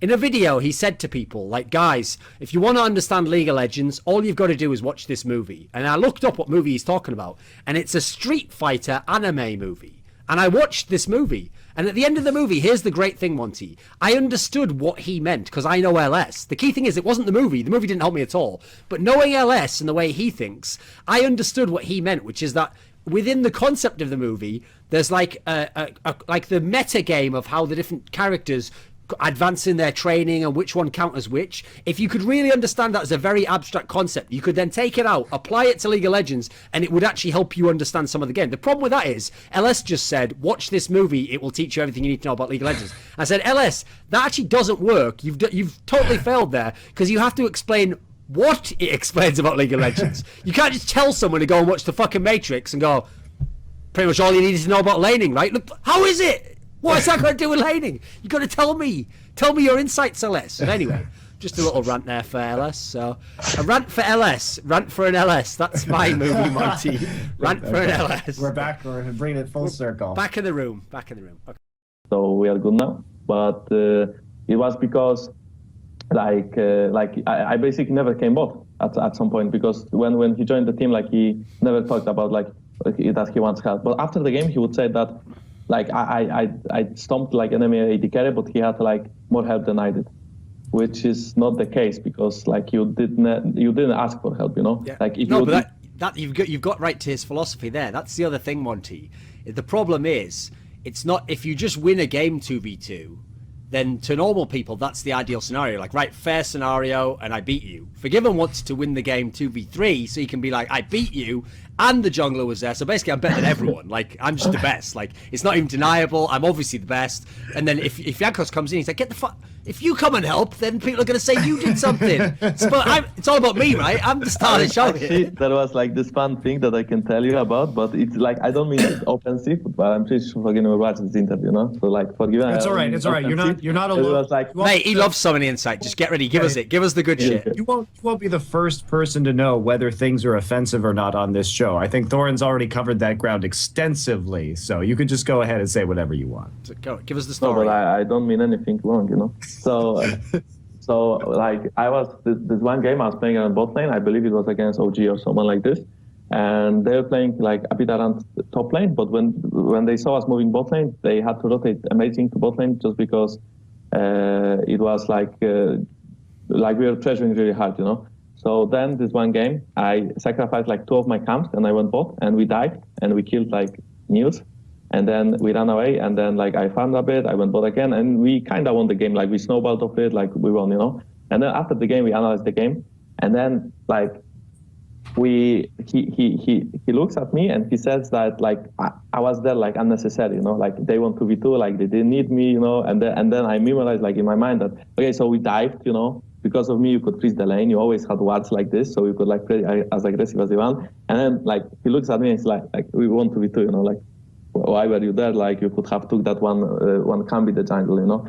So yeah, I think he just needs to learn how to get help from other laners, because he's really fucking good, you know. Like obviously, yeah. But he's I don't know why he's so stubborn about things, you know. Like he's so stubborn about like playing like those 2v2. Like in this game, it doesn't really matter that much. Like obviously he's so good, so if he will get more help, he will be.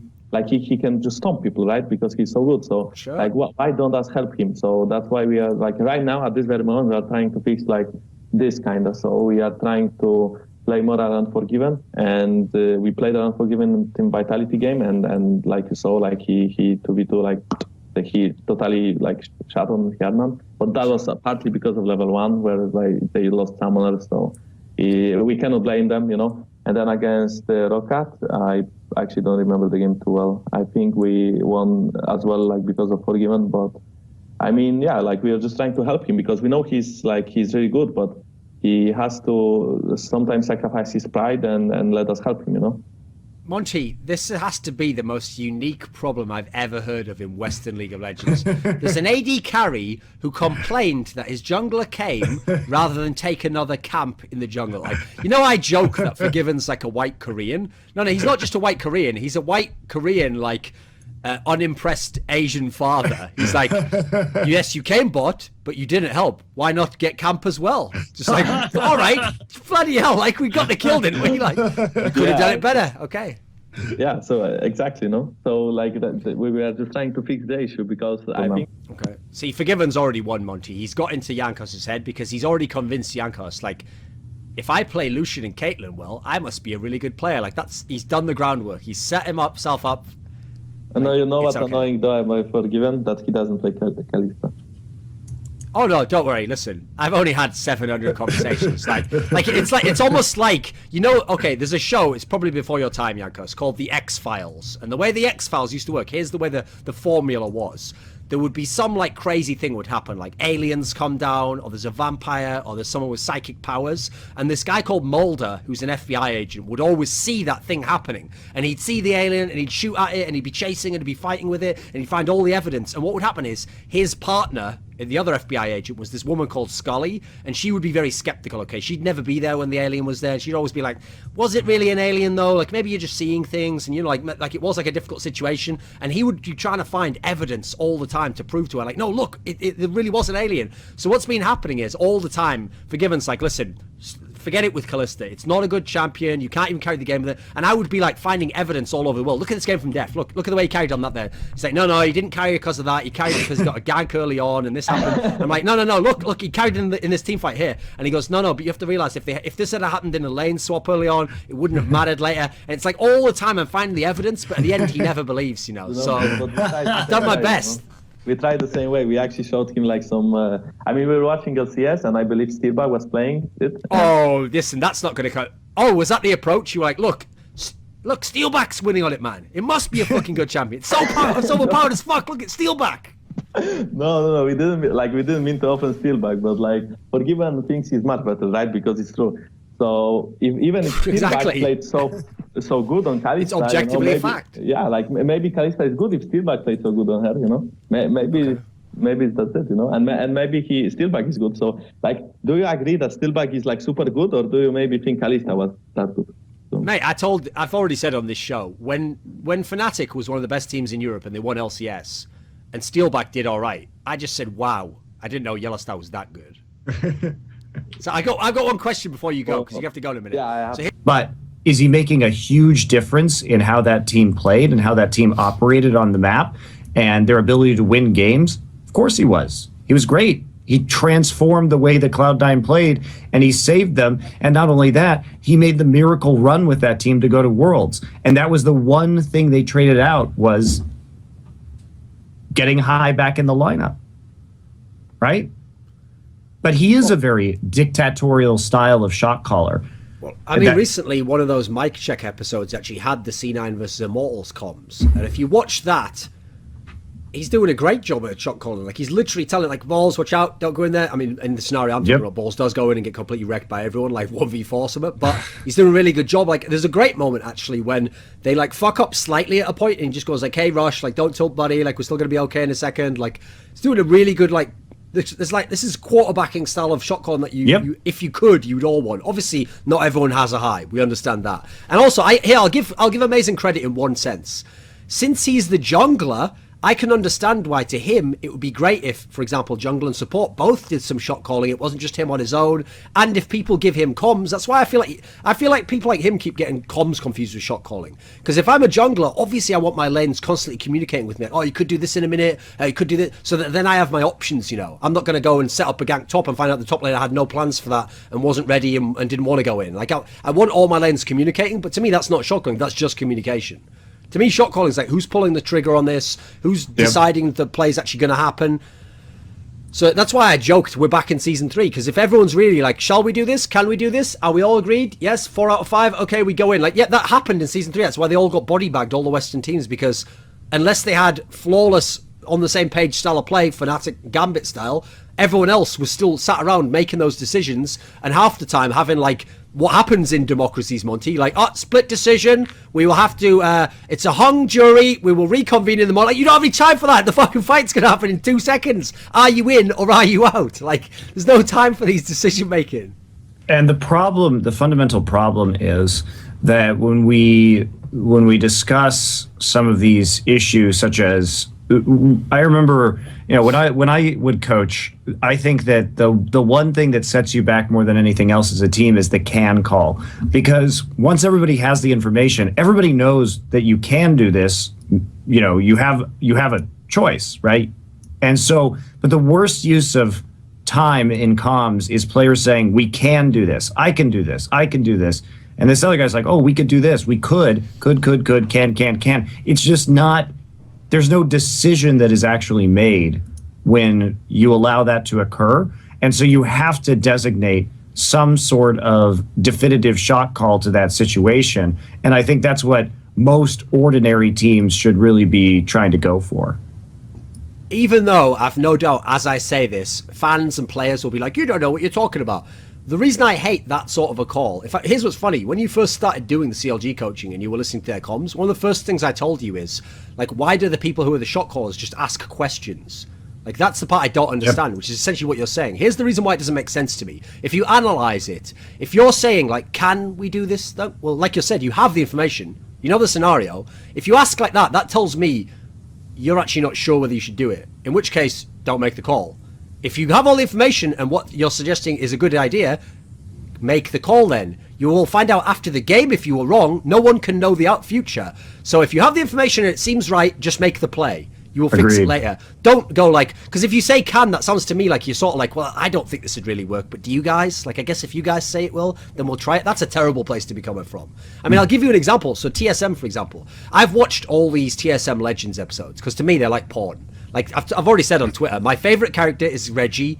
As soon as he appears, I like crack open a beer, I sit back with some popcorn, I'm like, let's just see what he's going to tell him now. I hope he takes over as the coach. Please take over as the coach. He finally did eventually. I got that would he, will he, won't he, love Sonori. It finally took place. They got together. He's the coach again. So no, here's the story, buddy. What tilts me about that show, though, is after every game, so they're showing you like sections of the game, and you even see what's going on.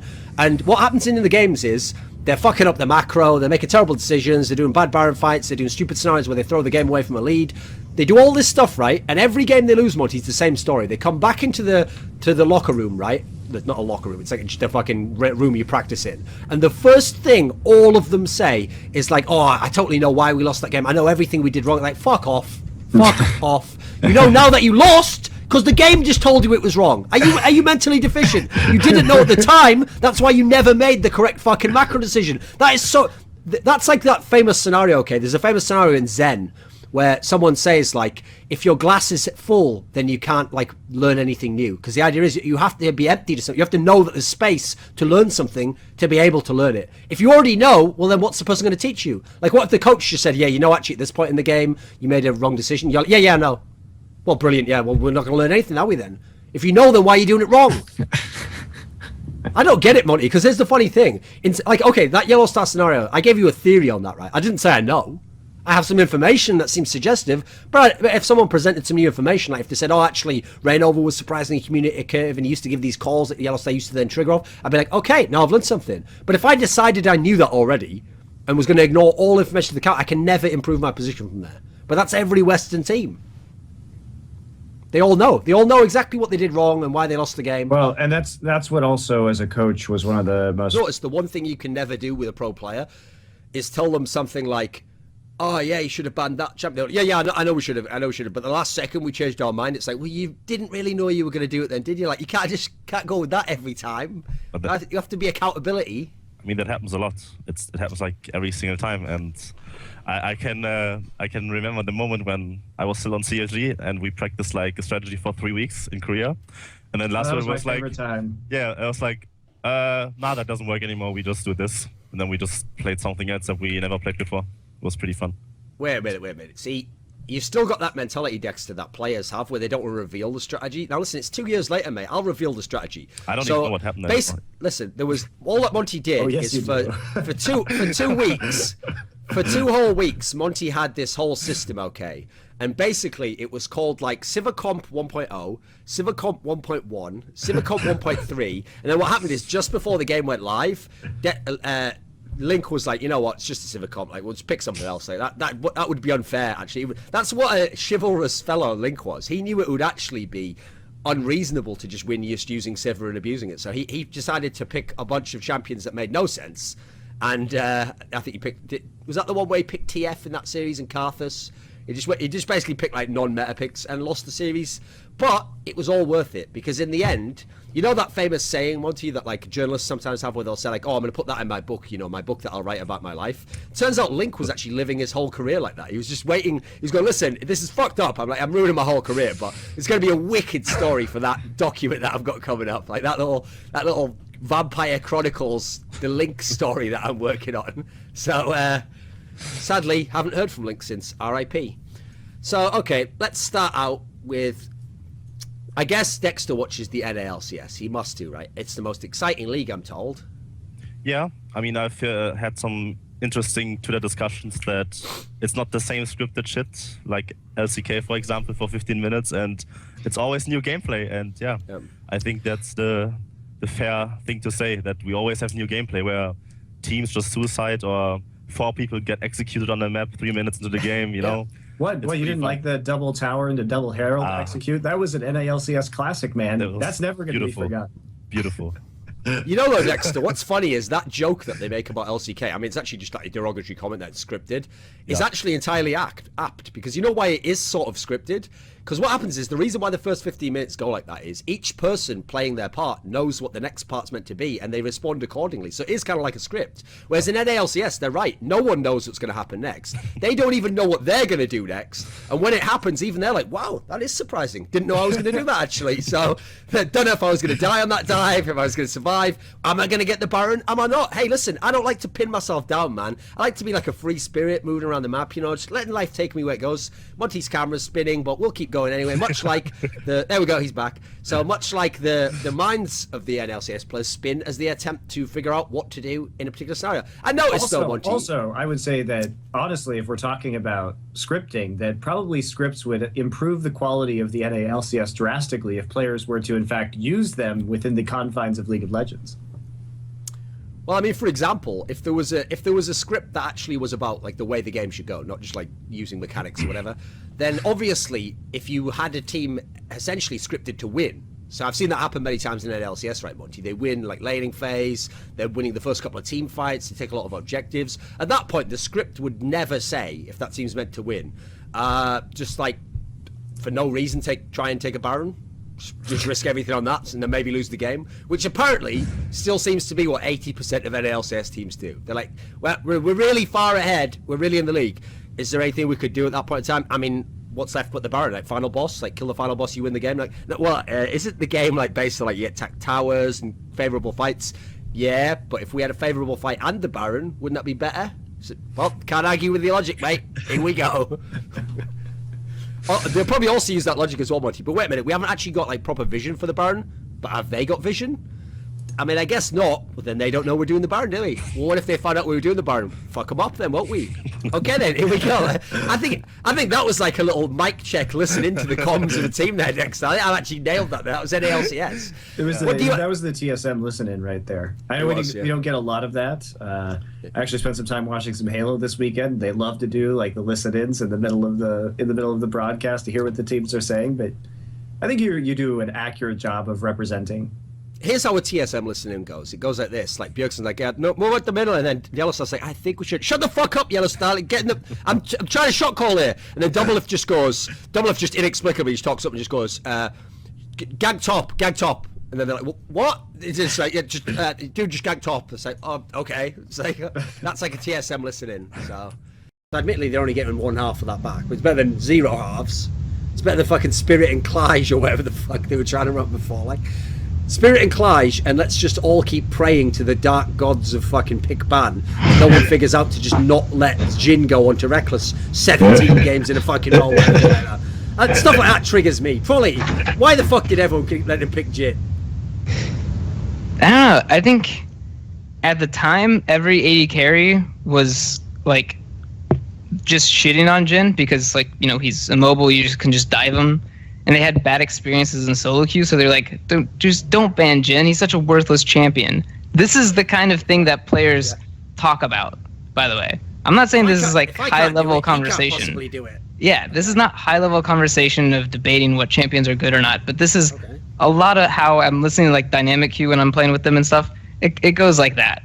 Like, this champion's good. No, it's not. It's shit. Like, I played solo queue. It sucks. You just dive it. You can abuse it. And it's like, but this is all the guy plays. Who cares? Let him play it. I'll stomp him on this. It's like, yeah, slight ego, slight, like, you know, ignorance makes a really nice, tasty soup of Monty, disaster. did you hear Forgiven's comment? This was genius, because I just love it when people really reach for shit. So Forgiven found the most creative way to shit on Dynamic Q, where he essentially blamed Dynamic Q for Sven and Mithy going to G2, because he said that in Dynamic Q, because it's better to have like the 5-man pre-made than to play with like 3 people, that since Sven and Mithy were playing more, the other Origin members weren't around, they would play with the G2 players. Therefore, that's what forced them to form a clique and then go and make the roster move. Like, that's so tenuous. It's actually fantastic in a way. It's like the level of creative thinking that Forgiven's gone to there is amazing. I mean, that ties into what you're saying, like, you know, all these player moves are happening before they actually do happen. Boom, dynamic queue and just talk on Skype. Exactly. Riot inadvertently introduced poaching to the game. They made poaching instead of solo queue. Fucking fine, Let's Riot. go and play poach queue. Brilliant. Yeah, great Riot. But at no point in this game, when you play with all these other pros from other teams, I don't want you to ever mention that you're unhappy in your team and that you'd love to be playing someone That's else's right. next split. Because that's literally the only way to level up right now is to get these 5-man pre-made. So the pro players are actually talking more than they would previously in solo queue. Yeah, the tamper queue is real.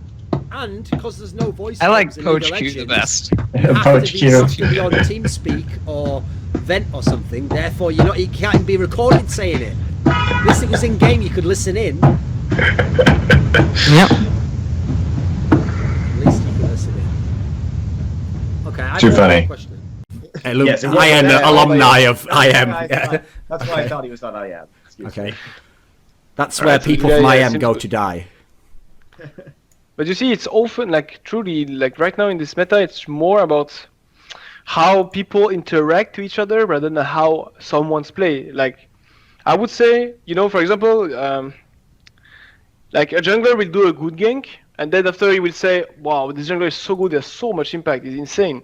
But what you don't see or what you don't hear is the mid laner saying, "Okay, dude, you come in 40 seconds. I'm gonna freeze the wave because I did a good trade. So now there is ward in the right side of the map, and I know this enemy is there because he just got the blue. So I think you're free. Your gank is free. Yeah. So after your jungler gonna come, like then ta-da, there you go, you gank and you gank. So it just means that, for example, this guy proxy, and it's the same for everyone. It's maybe because he didn't click, I would say, with one of his teammates, so he looks pretty poor. But and it's the same in League of Legends, like everywhere in the world. Like you just connect players with how they think rather than how they are skilled, I think. Okay. Sean, do you have a theory as to why CLG is so much worse than MSI CLG? Origin. That's another team. So, are you saying we have to go back to the origin of the team? Well, yeah. I mean, that hotshot guy who made the team, and then there was the big fat. No, okay. What does origin mean? You have to expand upon that. Can't just say a word. Okay. I tried. I thought you would understand. I will.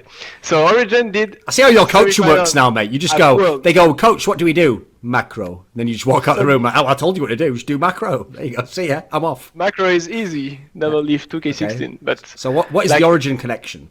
You have to think that like it can always happen. Like once again, this is ups and downs. Like one team, you once you're 1 year you are in up, you never know when you're gonna go down, but you will at the moment. Like it can be like down or like up, but like they went for example origin and then like semi-final at Worlds, they come back.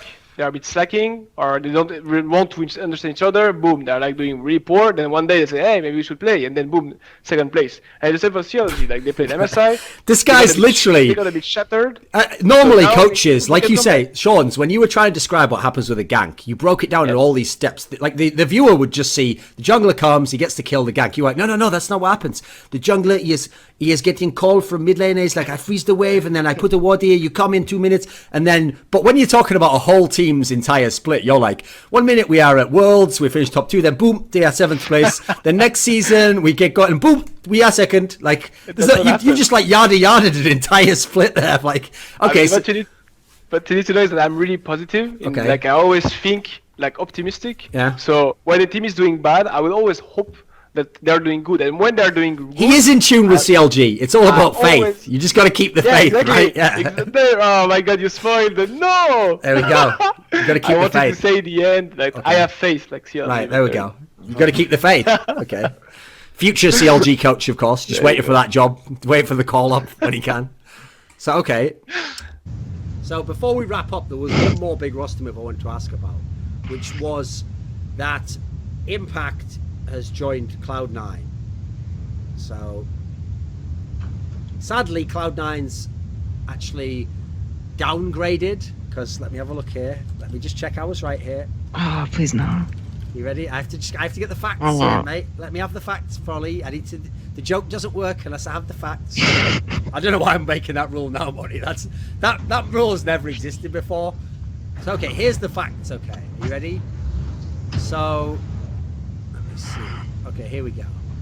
So in North America, in the end of split awards, they gave all pro third team top laner to Balls. Impact didn't make the list. So now we need to discuss why Cloud9 have downgraded at the top lane position to a worse player. What do you think, folks? Why have they done No, okay. Phew, I thought you were going through like checking Elo to see if he was above Diamond 2. I thought we were going into that well of jokes. So I'm much happier with this one. Okay, come on. Alright, yeah, those awards are terrible. I don't know how they come up like obviously. I don't know, because that's I mean alright, let's be real. If anyone's looking at these awards like they're accurate representation of someone's skill level, then they're just wrong. I think it needs to be more open that this award system is with some kind of like agenda to, you know, showcase these players they want people to pay attention to. Because these are, I really can never argue that these lists are close to accurate. I would say they get, you know, maybe 2 positions out of 5 correct. I mean, here's a good one for you. This is a classic right here, probably. So, third team AD carry, Piglet. First team AD carry, Wild Turtle. It's pretty good, right? Morals finished first in regular season. What are you talking about? Exactly. How could, logically, if you finish first, how could any player be less than the best? I agree.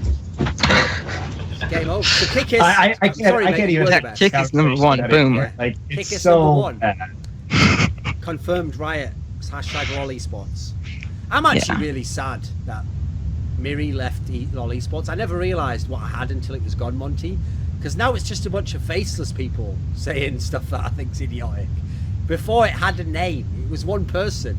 And I'll give you this, he was very consistent in his incredibly humorous comments. He was so consistent, his philosophy, his worldview, it was coherent.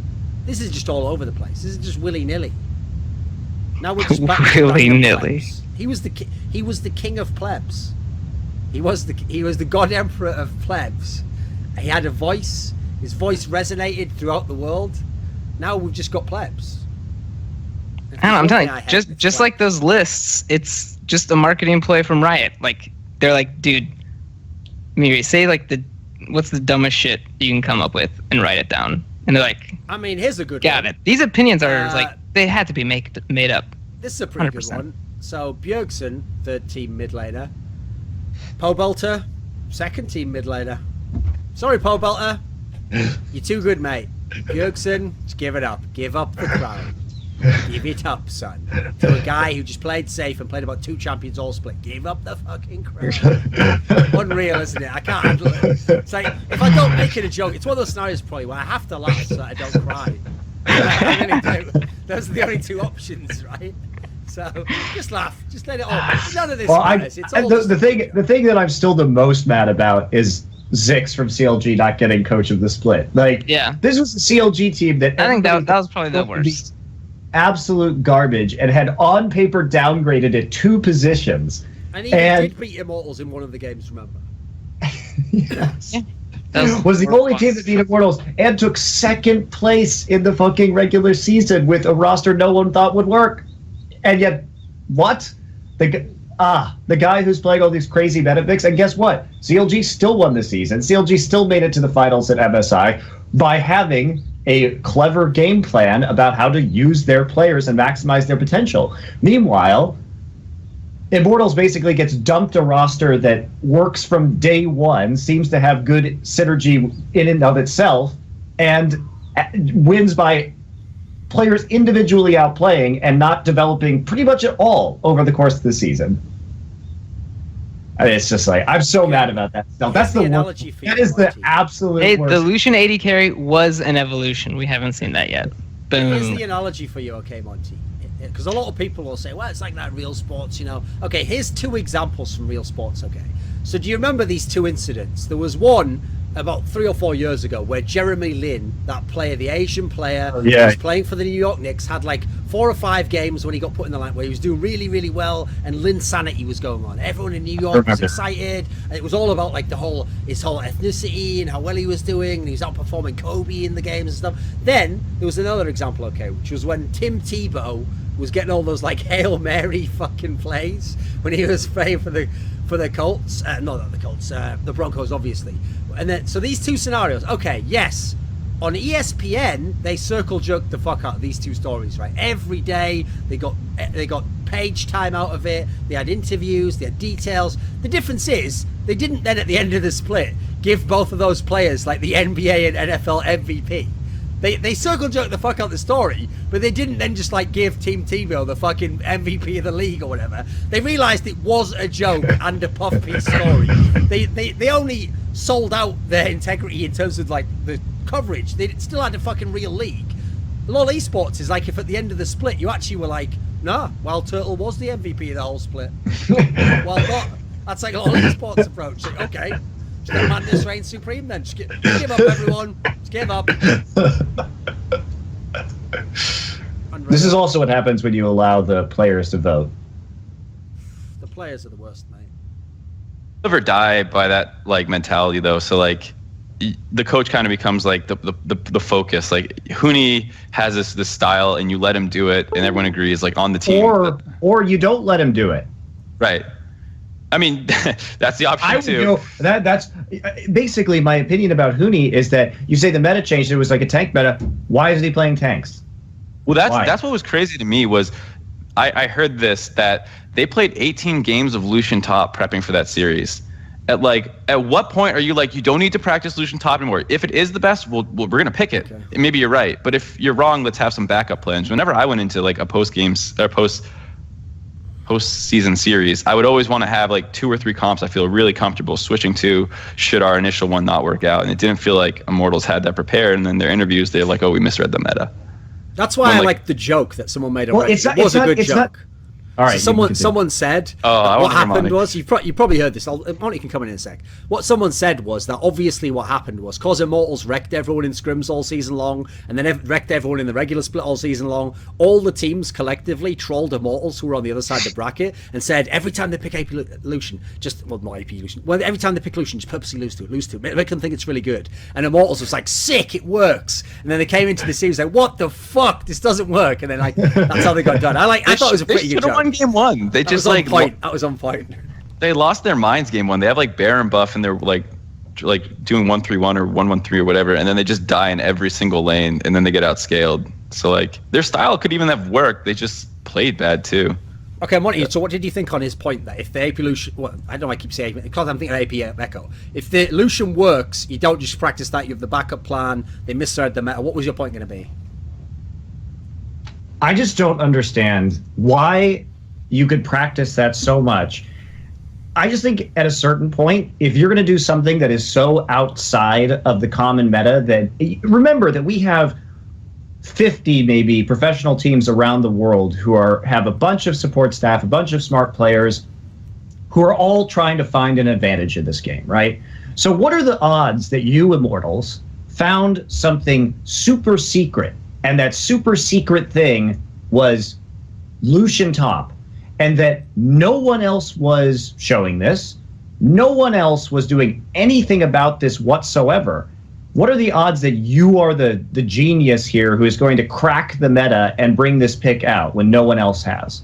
Because as soon as you start asking questions like that, you're like, maybe I would just personally, and this is what I did when I was a coach, assume that I'm wrong and then work my way into figuring out if I'm right or not. I would not certainly hold some sort of blind faith in something that no one else is doing and that is so off the beaten track of the meta, like literally exactly the opposite of the meta. You're probably not as smart as the coaches and support staffs on all 50 other teams. It's hard to like accept that you're wrong when you feel like you're constantly getting proven right, which I think is what happened. That's kind of the motto of this show, mate. But yeah, keep going. Yeah. It's no problem, mate. Other people were trying Lucian top and scrim because you lose to it. You're like, maybe there's something to it, and they would lose with Lucian top because they don't play the way Immortals plays. You can't copy Immortals picks. Like you can't because they're so nutty. So like, I think it was the kind of thing where Immortals was just like, yeah, we probably don't think this is like. They said they thought they misread the meta. I don't know. It's kind of weird to me. I don't know how that happens. It's not that they misread the meta. It's that they mismade up the meta.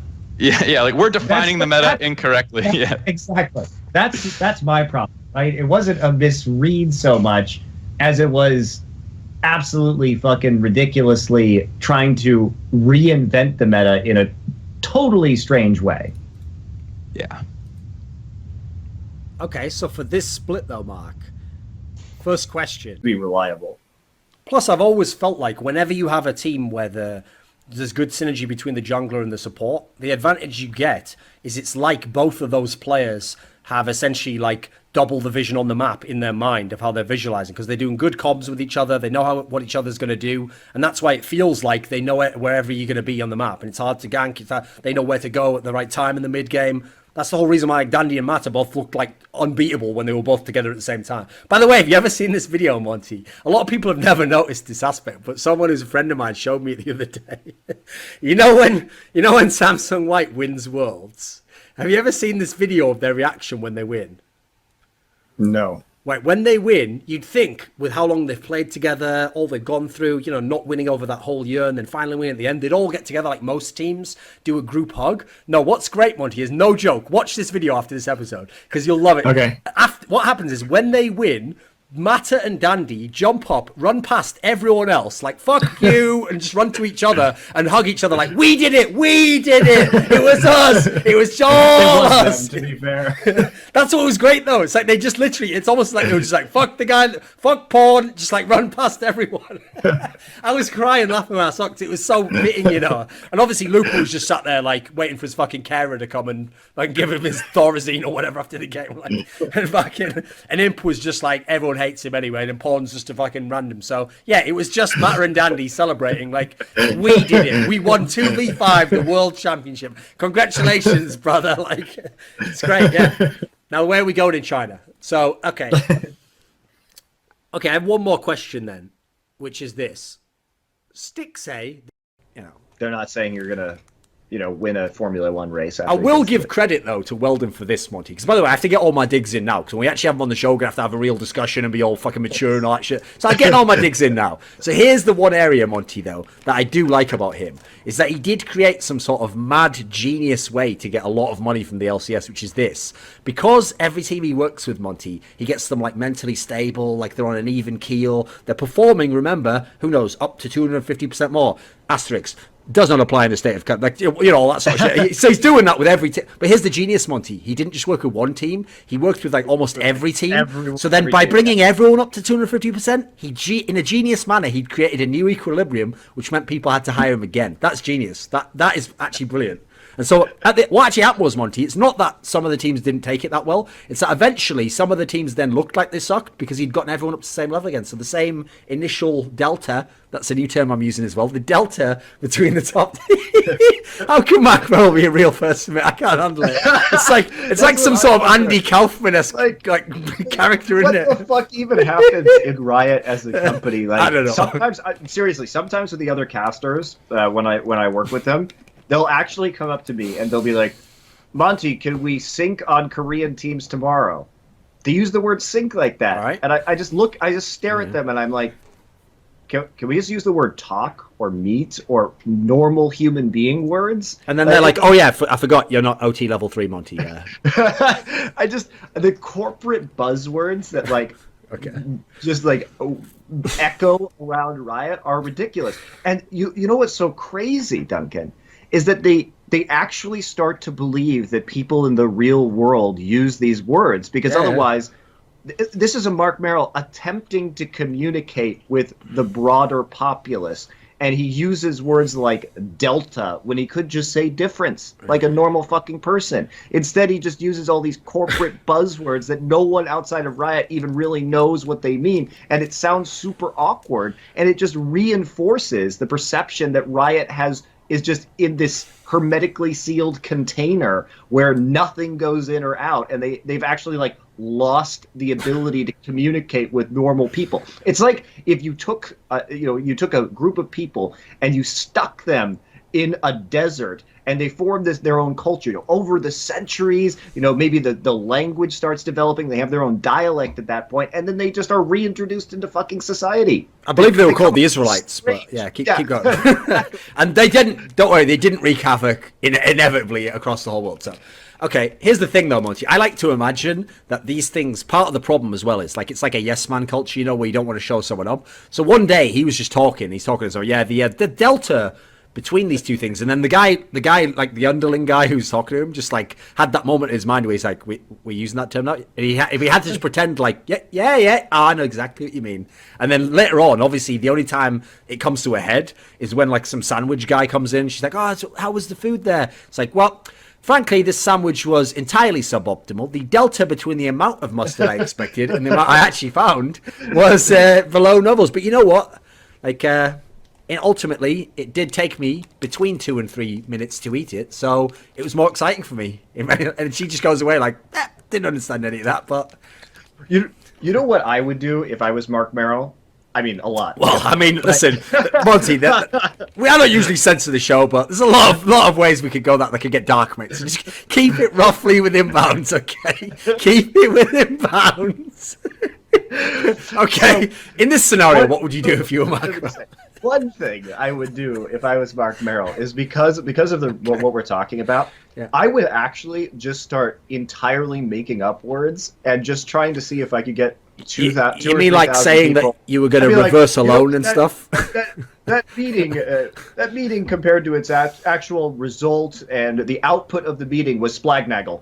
And I just see if I could get people to say like the most ridiculous shit over and over and over again, and like see if I just made up words or if I intentionally misused words or like looked up in a thesaurus. Like exactly, like you look up it and see what are synonyms of the word difference, and you like pick out delta. I just start doing that, and I would just see how many of these words I would try and like create my own language within Riot, and then I would have a linguist come and study it because it would be really interesting, right? That's what I would do. That's one thing that I would do. But the thing is, Monty, they did this because remember, in that whole issue, which we won't get into now, over the situation with the G2 and Fnatic loan, they literally used the term reverse loan, right? And here was the genius of it, Monty. I remember, I thought to myself, maybe I'm ignorant. So I went to Google, I typed in reverse loan, and it had like, you know, even like the top 15 links, nothing there. I'm going, okay, reversible loan, nothing there, nothing in Google, right? And I'm just going, this can't be right. And so here's the genius, Monty. Someone with a Riot flair actually did come into the thread. I saw that. And then they were like, oh, well, the reason why we used reverse loan rather than a term like unwind. And he said unwind, right, in inverted commas, as though like, whoa, what can that possibly mean? Eh? What would to unwind be? We use the term like reverse to simplify. How could it be simplifying to use a term no one has ever used for that process? It's so unreal, isn't it? They really are in another world, mate. I know, it's amazing. It's unreal, isn't it? Honestly, so it's like they use something that you can't. So, for example, why would you use the word reversible loan when nobody even knows what that means? And we had people in these threads who are like, I have a business degree and I've worked in the industry for 5 years, in the finance industry, and I have no fucking clue what this word means. Why not just use something that people can look up? It's like they're.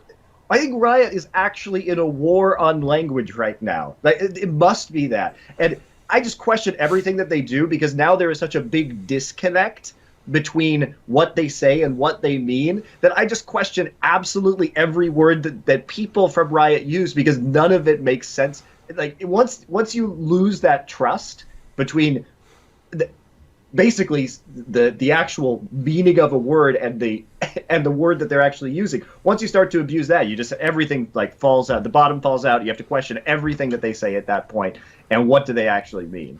It's ludicrous.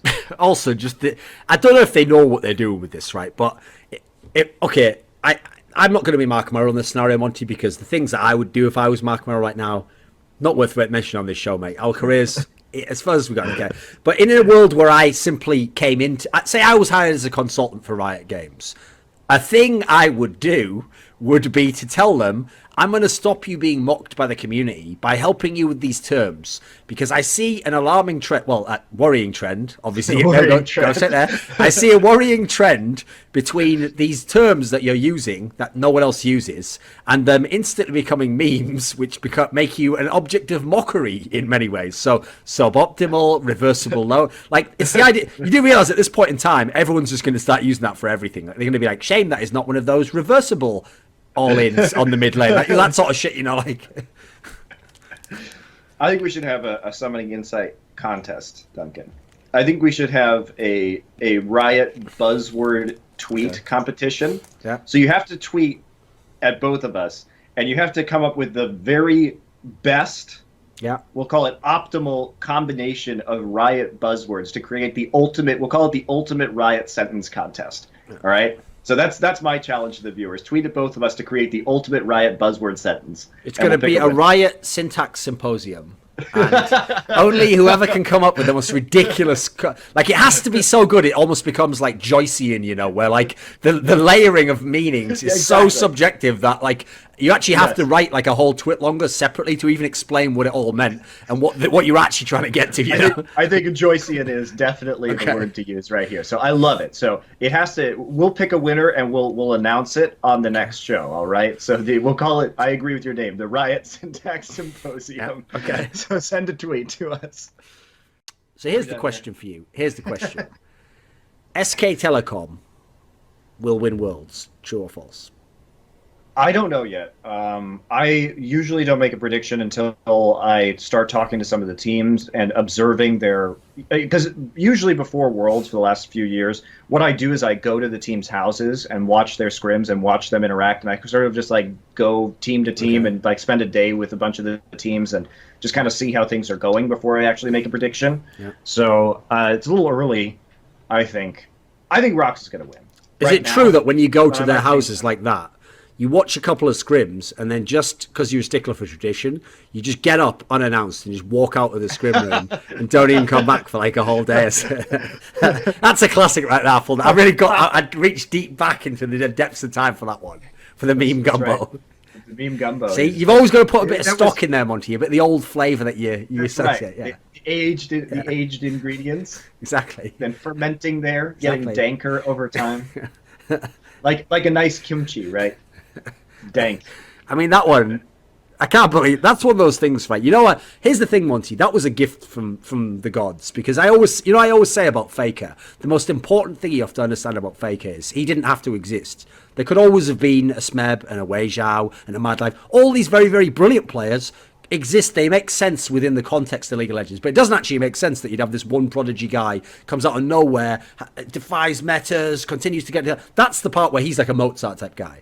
In the same sense, I've seen many statements and blogs from players who've been kicked and failed playoffs. And you didn't have to have a Dunzo manifesto.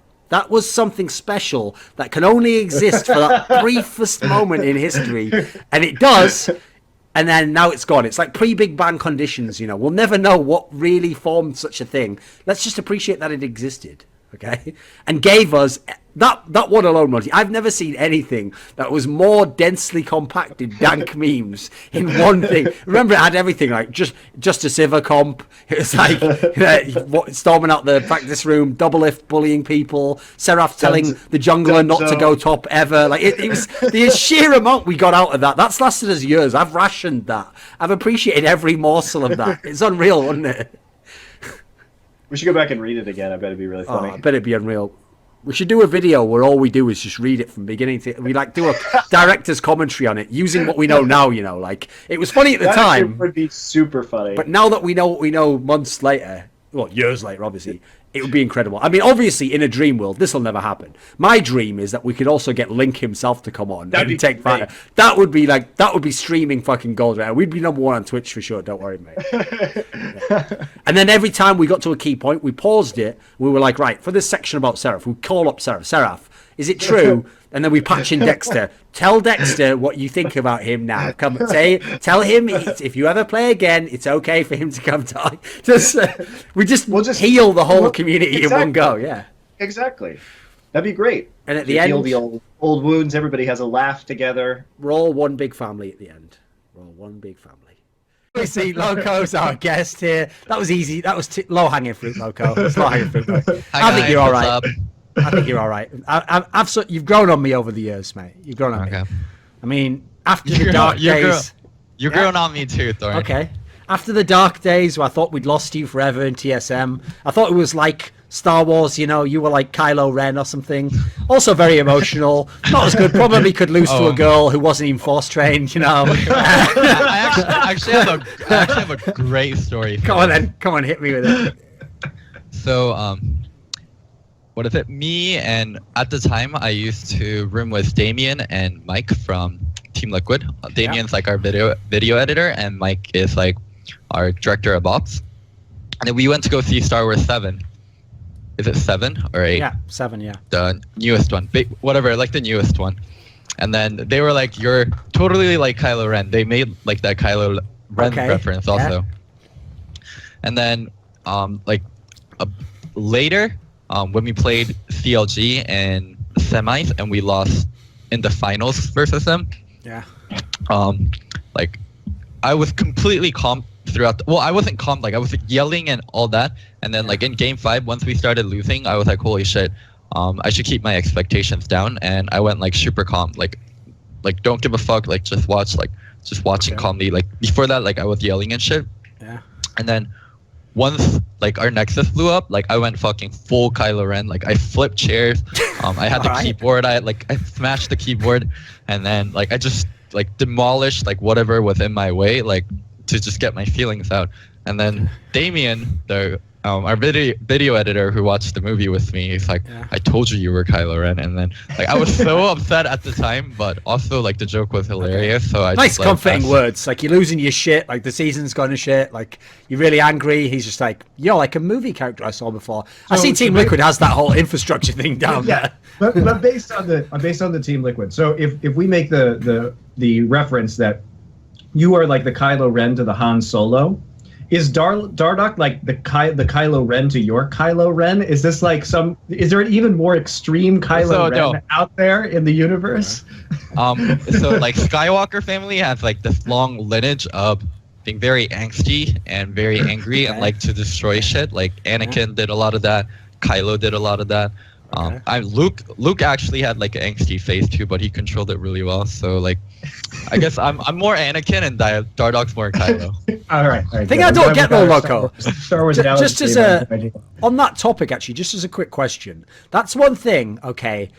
Like, here's the thing, okay, I'll tell a story, okay? I would say naively that I don't get why there was ever issues between you and Dardoch, because I would think you would look at Dardoch and kind of see yourself as a younger guy, like a guy with some issues, but like thinks he knows how to play the game right. He has to sort of like, he's going to have to work through his problems with the team. I would think you'd sort of understand that and you'd be able to deal with it. But I'll tell everyone a story, okay? This is not like a super private thing, but I once asked Loco a similar question. I said to him, why do you have this like beef with double lift? This is a few years ago I asked this, and I said to him, like, he's just like you know, like he thinks he knows right all the time. He's like a bit annoying sometimes. He argues a lot. I said, like, shouldn't you two get along? And you just said something like, no, but people who are assholes don't like other people who are assholes. Like, they just do that to each other or something like that. Like, it was a good point. You make a solid point. Okay.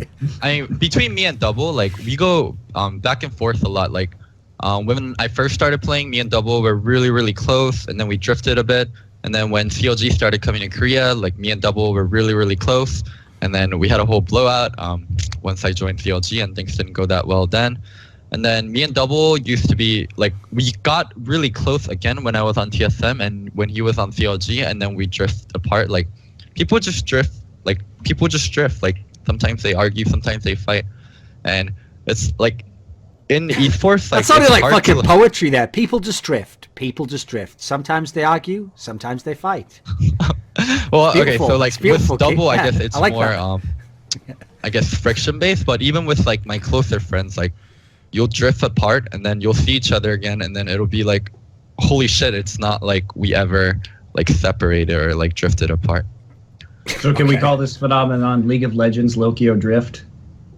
Oh my god. I think we call this phenomenon just like life and like people like getting older and doing other things, so like there's distance. Okay. That's up there with like an special quote. We call this phenomenon life. Okay.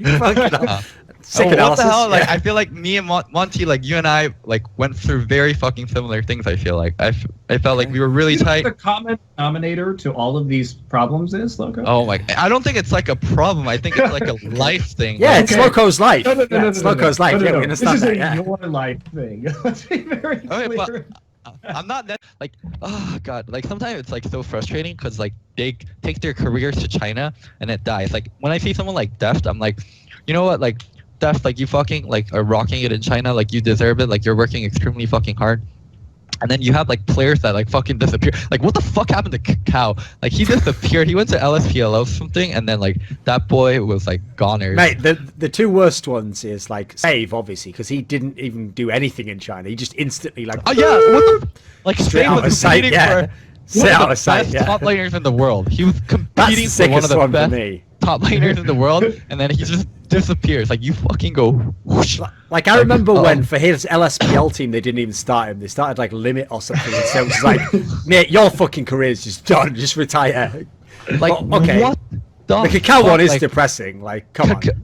Oh my god, like Korean jungles were fucking known for like mind gaming the shit out of you, like counter jungling the shit out of you, and American jungles would go into an attitude of like, holy shit, like we're gonna get our asses fucking whooped, like we're gonna learn so much so while we're in Korea. But now like American jungles are cocky, and I feel like they have the reason to be so, like holy fuck, like you're no longer playing versus Dandy, Kakao, and like in Prime Bengi. Like these guys were fucking crazy when jungles were so skill dependent. Or Insec.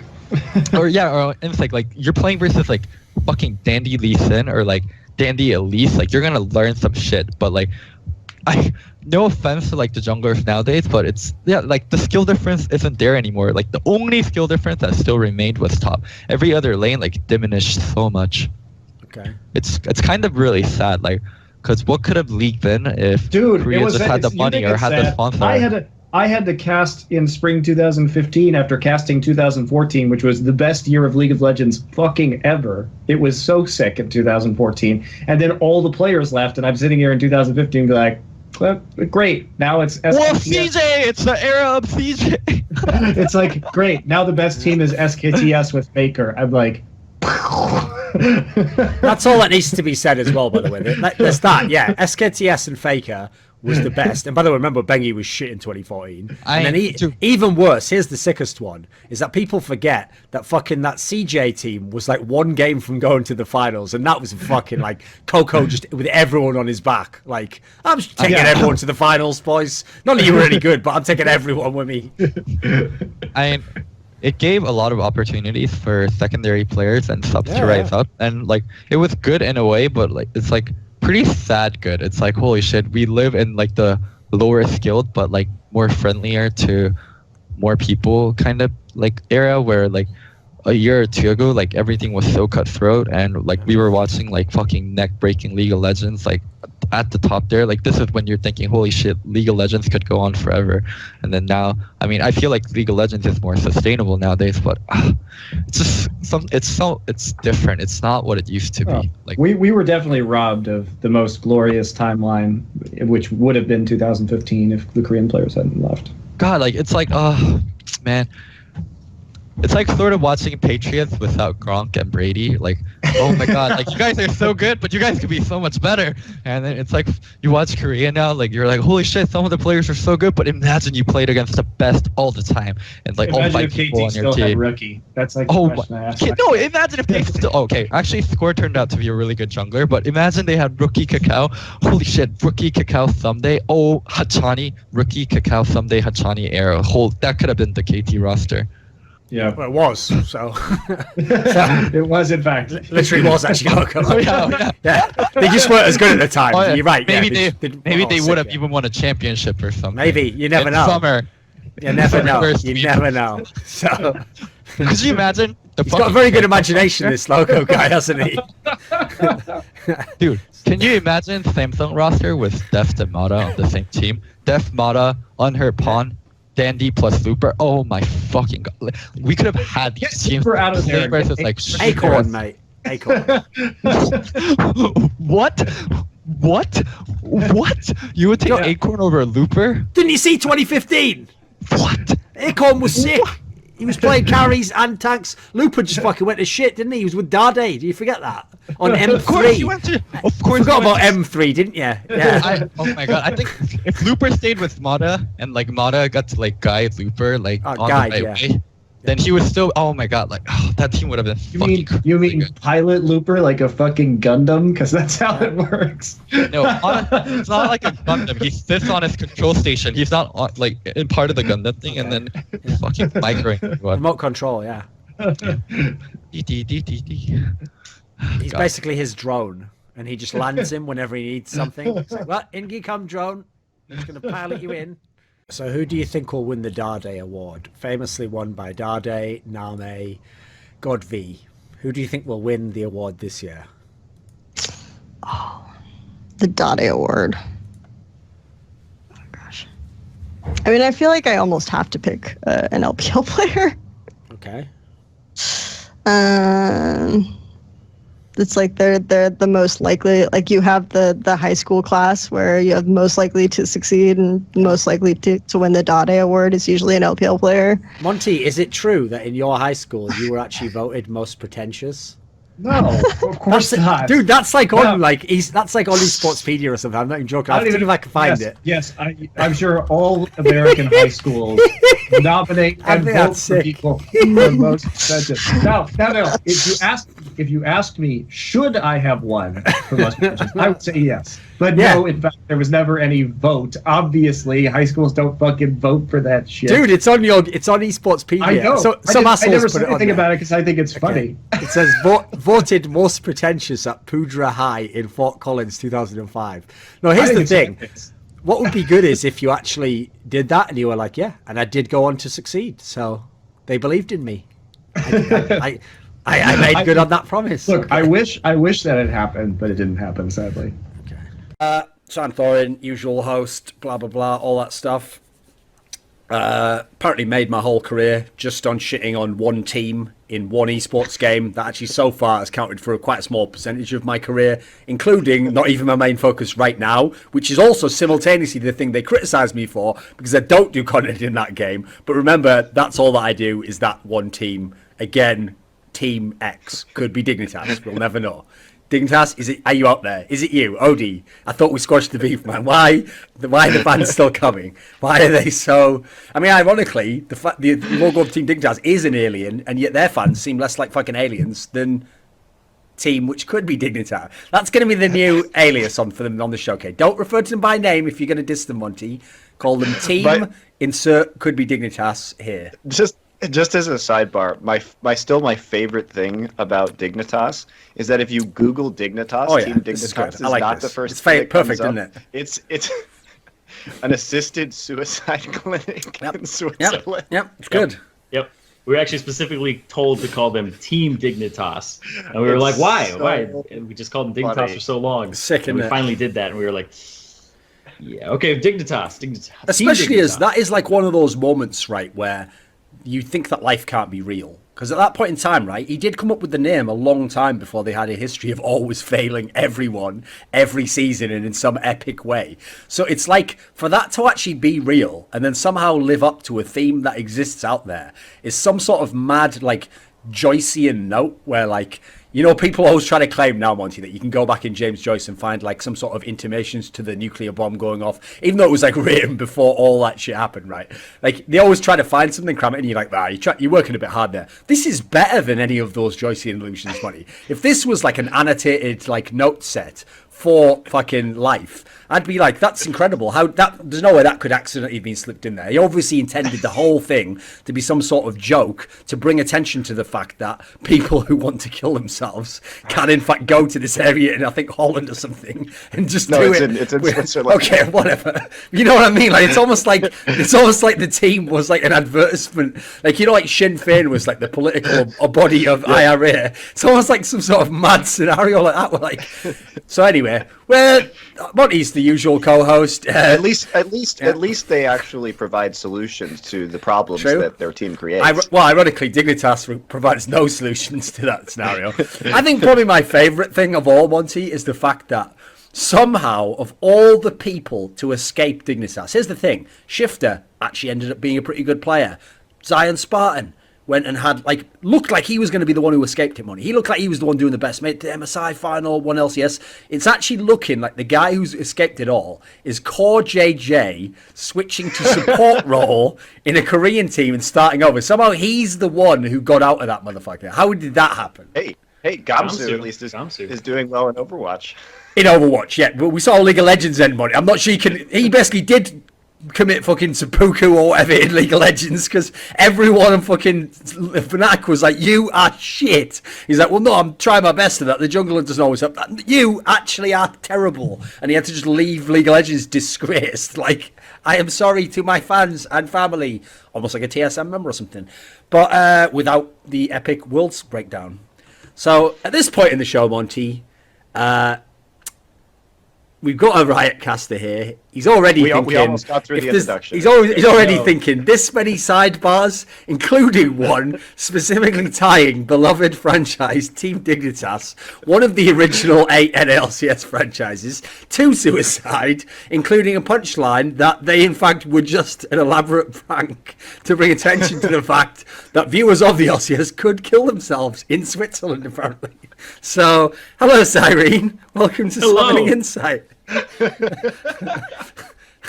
Tread carefully, my friend. Tread carefully. Sorry. Yeah, it's also really interesting as well because as soon as you draw the first two, you actually know within a 50% chance of what everything else is. Because you know the other two have to be on the other side, and then you know the two teams that have to be on either side of the bracket in the seed twos. It's just who draws who, right? Yeah. It's like as soon as we had those two teams seeded in, SKT and Rox, it was like, okay, well, we know that EDG and RNG have to be on that side of the bracket. Well, I mean, you say you know, but Jet didn't know. You know. To be fair, his monitor went out and he got like some bad information as well. So it was just like I'm joking. It's a confusing system. Monty, I don't blame him at all. You have to realize I'm actually sad that Freak did that tweet where he explained that if RNG won the game, like they'd already qualified and TSM wouldn't make it. Because I really hoped, I was on my hands and knees, please, for one time, if they could just forget to mention this on the broadcast. Listen, there's a lot of people watching this broadcast right now. They rely on this service to get information. Please don't say it. Because I just wanted that moment, Monty, where I just go to Twitter and it's like, all right, we're in with a shot now, tiebreaker time.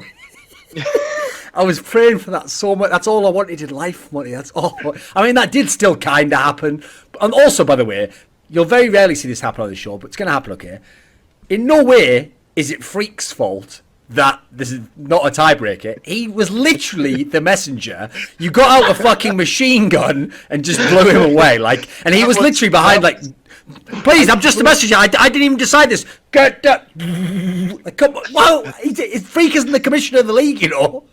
It's not like they made it sound like he made that up on the spot or something. Like, you know what? Fuck it for this game. He was trying to just be informative about a rule in a tournament, and the responses were absolutely fucking ridiculous. Oh, no, the irony is, Monty. I tweeted Freak. I was like, I have never seen so many idiotic responses to someone stating something factual about esports. No, here's the thing, Monty. The irony is, he literally was helping them. Being communists. He was literally helping them not get their hearts destroyed in the way I wanted them to get their hearts destroyed. If he was saving some of them from me, essentially, I would have had most of them at that Dignitas clinic, mate. And I'm not talking about a thing on how to become a really sick player in a league with an alien for an avatar. So wait, by the way, just as a side note, this has nothing to do with the rest of the show. I just want to say this fact in case anyone doesn't know this. Odie actually has that shit fucking Dignitas logo tattooed on his body. Definitely don't pay for an upgrade for that. I can't believe that's really he does as well. He has that actually tattooed on his body, mate. Yeah, for sure. Okay, do you have any parting remarks at the end? I don't know. We should. Oh my, man, we should do more Korean stuff. Who the fuck am I going to talk to about Season 3 League, Season 4 League? It was so interesting back then. Okay. Well, maybe there's still time before Monty makes his graceful exit to have a logo-centric episode. Hey, and we'll reminisce on the old days. I'll always look. That doesn't have to stop. I can always talk about Season 3, Season 4 Korean League. The reason why I can't do this show anymore is because I'm not going to be focusing on International League. If we want to have a super sick Korean retrospective, that can happen literally. You want to do that, Loco? You want to have an episode in the future where we just have a nostalgia one where we talk about old stuff in Korean League? No, I want to have it structured. Like, we can talk about Season 2, Season 3, Season 4. Like, one episode where, let's talk about Season 2 and Rise of this team. And then, we fucking talk about Blaze and we shoot shit. And then you fucking meme me about Flame. And I meme you about how much, Flame doesn't even fucking know who you are. And then we can have fucking, have fun. And then we can talk every season. You guys are fucking going to bring up what team were you on for this season, Loco. Fuck you. Well, holy shit, that would be a dope episode. I'm for it. It's in the works. I'll put it in the works again. The works. Thanks, mate.